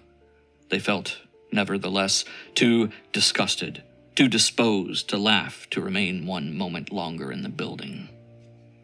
But suddenly the sea of moving heads in the stalls in the pit became once more motionless, and stood petrified as though struck by lightning. What all saw was terrible enough. The handsome though wild face of the young artist suddenly aged, and his graceful erect figure bent down as though under the weight of years. But this was nothing to that which some of the most sensitive clearly perceived. Franz Stinio's person was now entirely enveloped in a semi-transparent mist, cloud-like, creeping with serpentine motion, and gradually tightening round the living form as though ready to engulf him. And there were those also who discerned in this tall and ominous pillar of smoke a clearly defined figure, a form showing the unmistakable outlines of a grotesque and grinning, but terribly awful-looking old man, whose viscera were protruding and the ends of the intestines stretched on the violin. Within this hazy, quivering veil, the violinist was then seen, driving his bow furiously across the human chords, with the contortions of a demoniac, as we see them represented on medieval cathedral paintings. An indescribable panic swept over the audience, and breaking now for the last time through the spell which had again bound them motionless, every living creature in the theater made one mad rush towards the door. It was like the sudden outburst of a dam, a human torrent, roaring amid a shower of discordant notes, idiotic squeakings, prolonged and whining moans, cacophonous cries of frenzy above which, like the detonations of pistol shots, was heard the consecutive bursting of the 4 strings stretched upon the soundboard of that bewitched violin. When the theater was emptied of the last man of the audience, the terrified manager rushed on the stage in search of the unfortunate performer. He was found dead and already stiff behind the footlights, twisted up into the most unnatural of postures, with the catguts wound curiously around his neck and his violin shattered into 1,000 fragments. When it became publicly known that the unfortunate would-be rival of Niccolo Paganini had not left a cent to pay for his funeral or his hotel bill, the Genoese, his proverbial meanness notwithstanding, settled the hotel bill and had poor Stinio buried at his own expense. He claimed, however, in exchange, the fragments of the Stradivarius, as a memento of the strange event. End of Section 6. End of Nightmare Tales by Helena P. Blavatsky.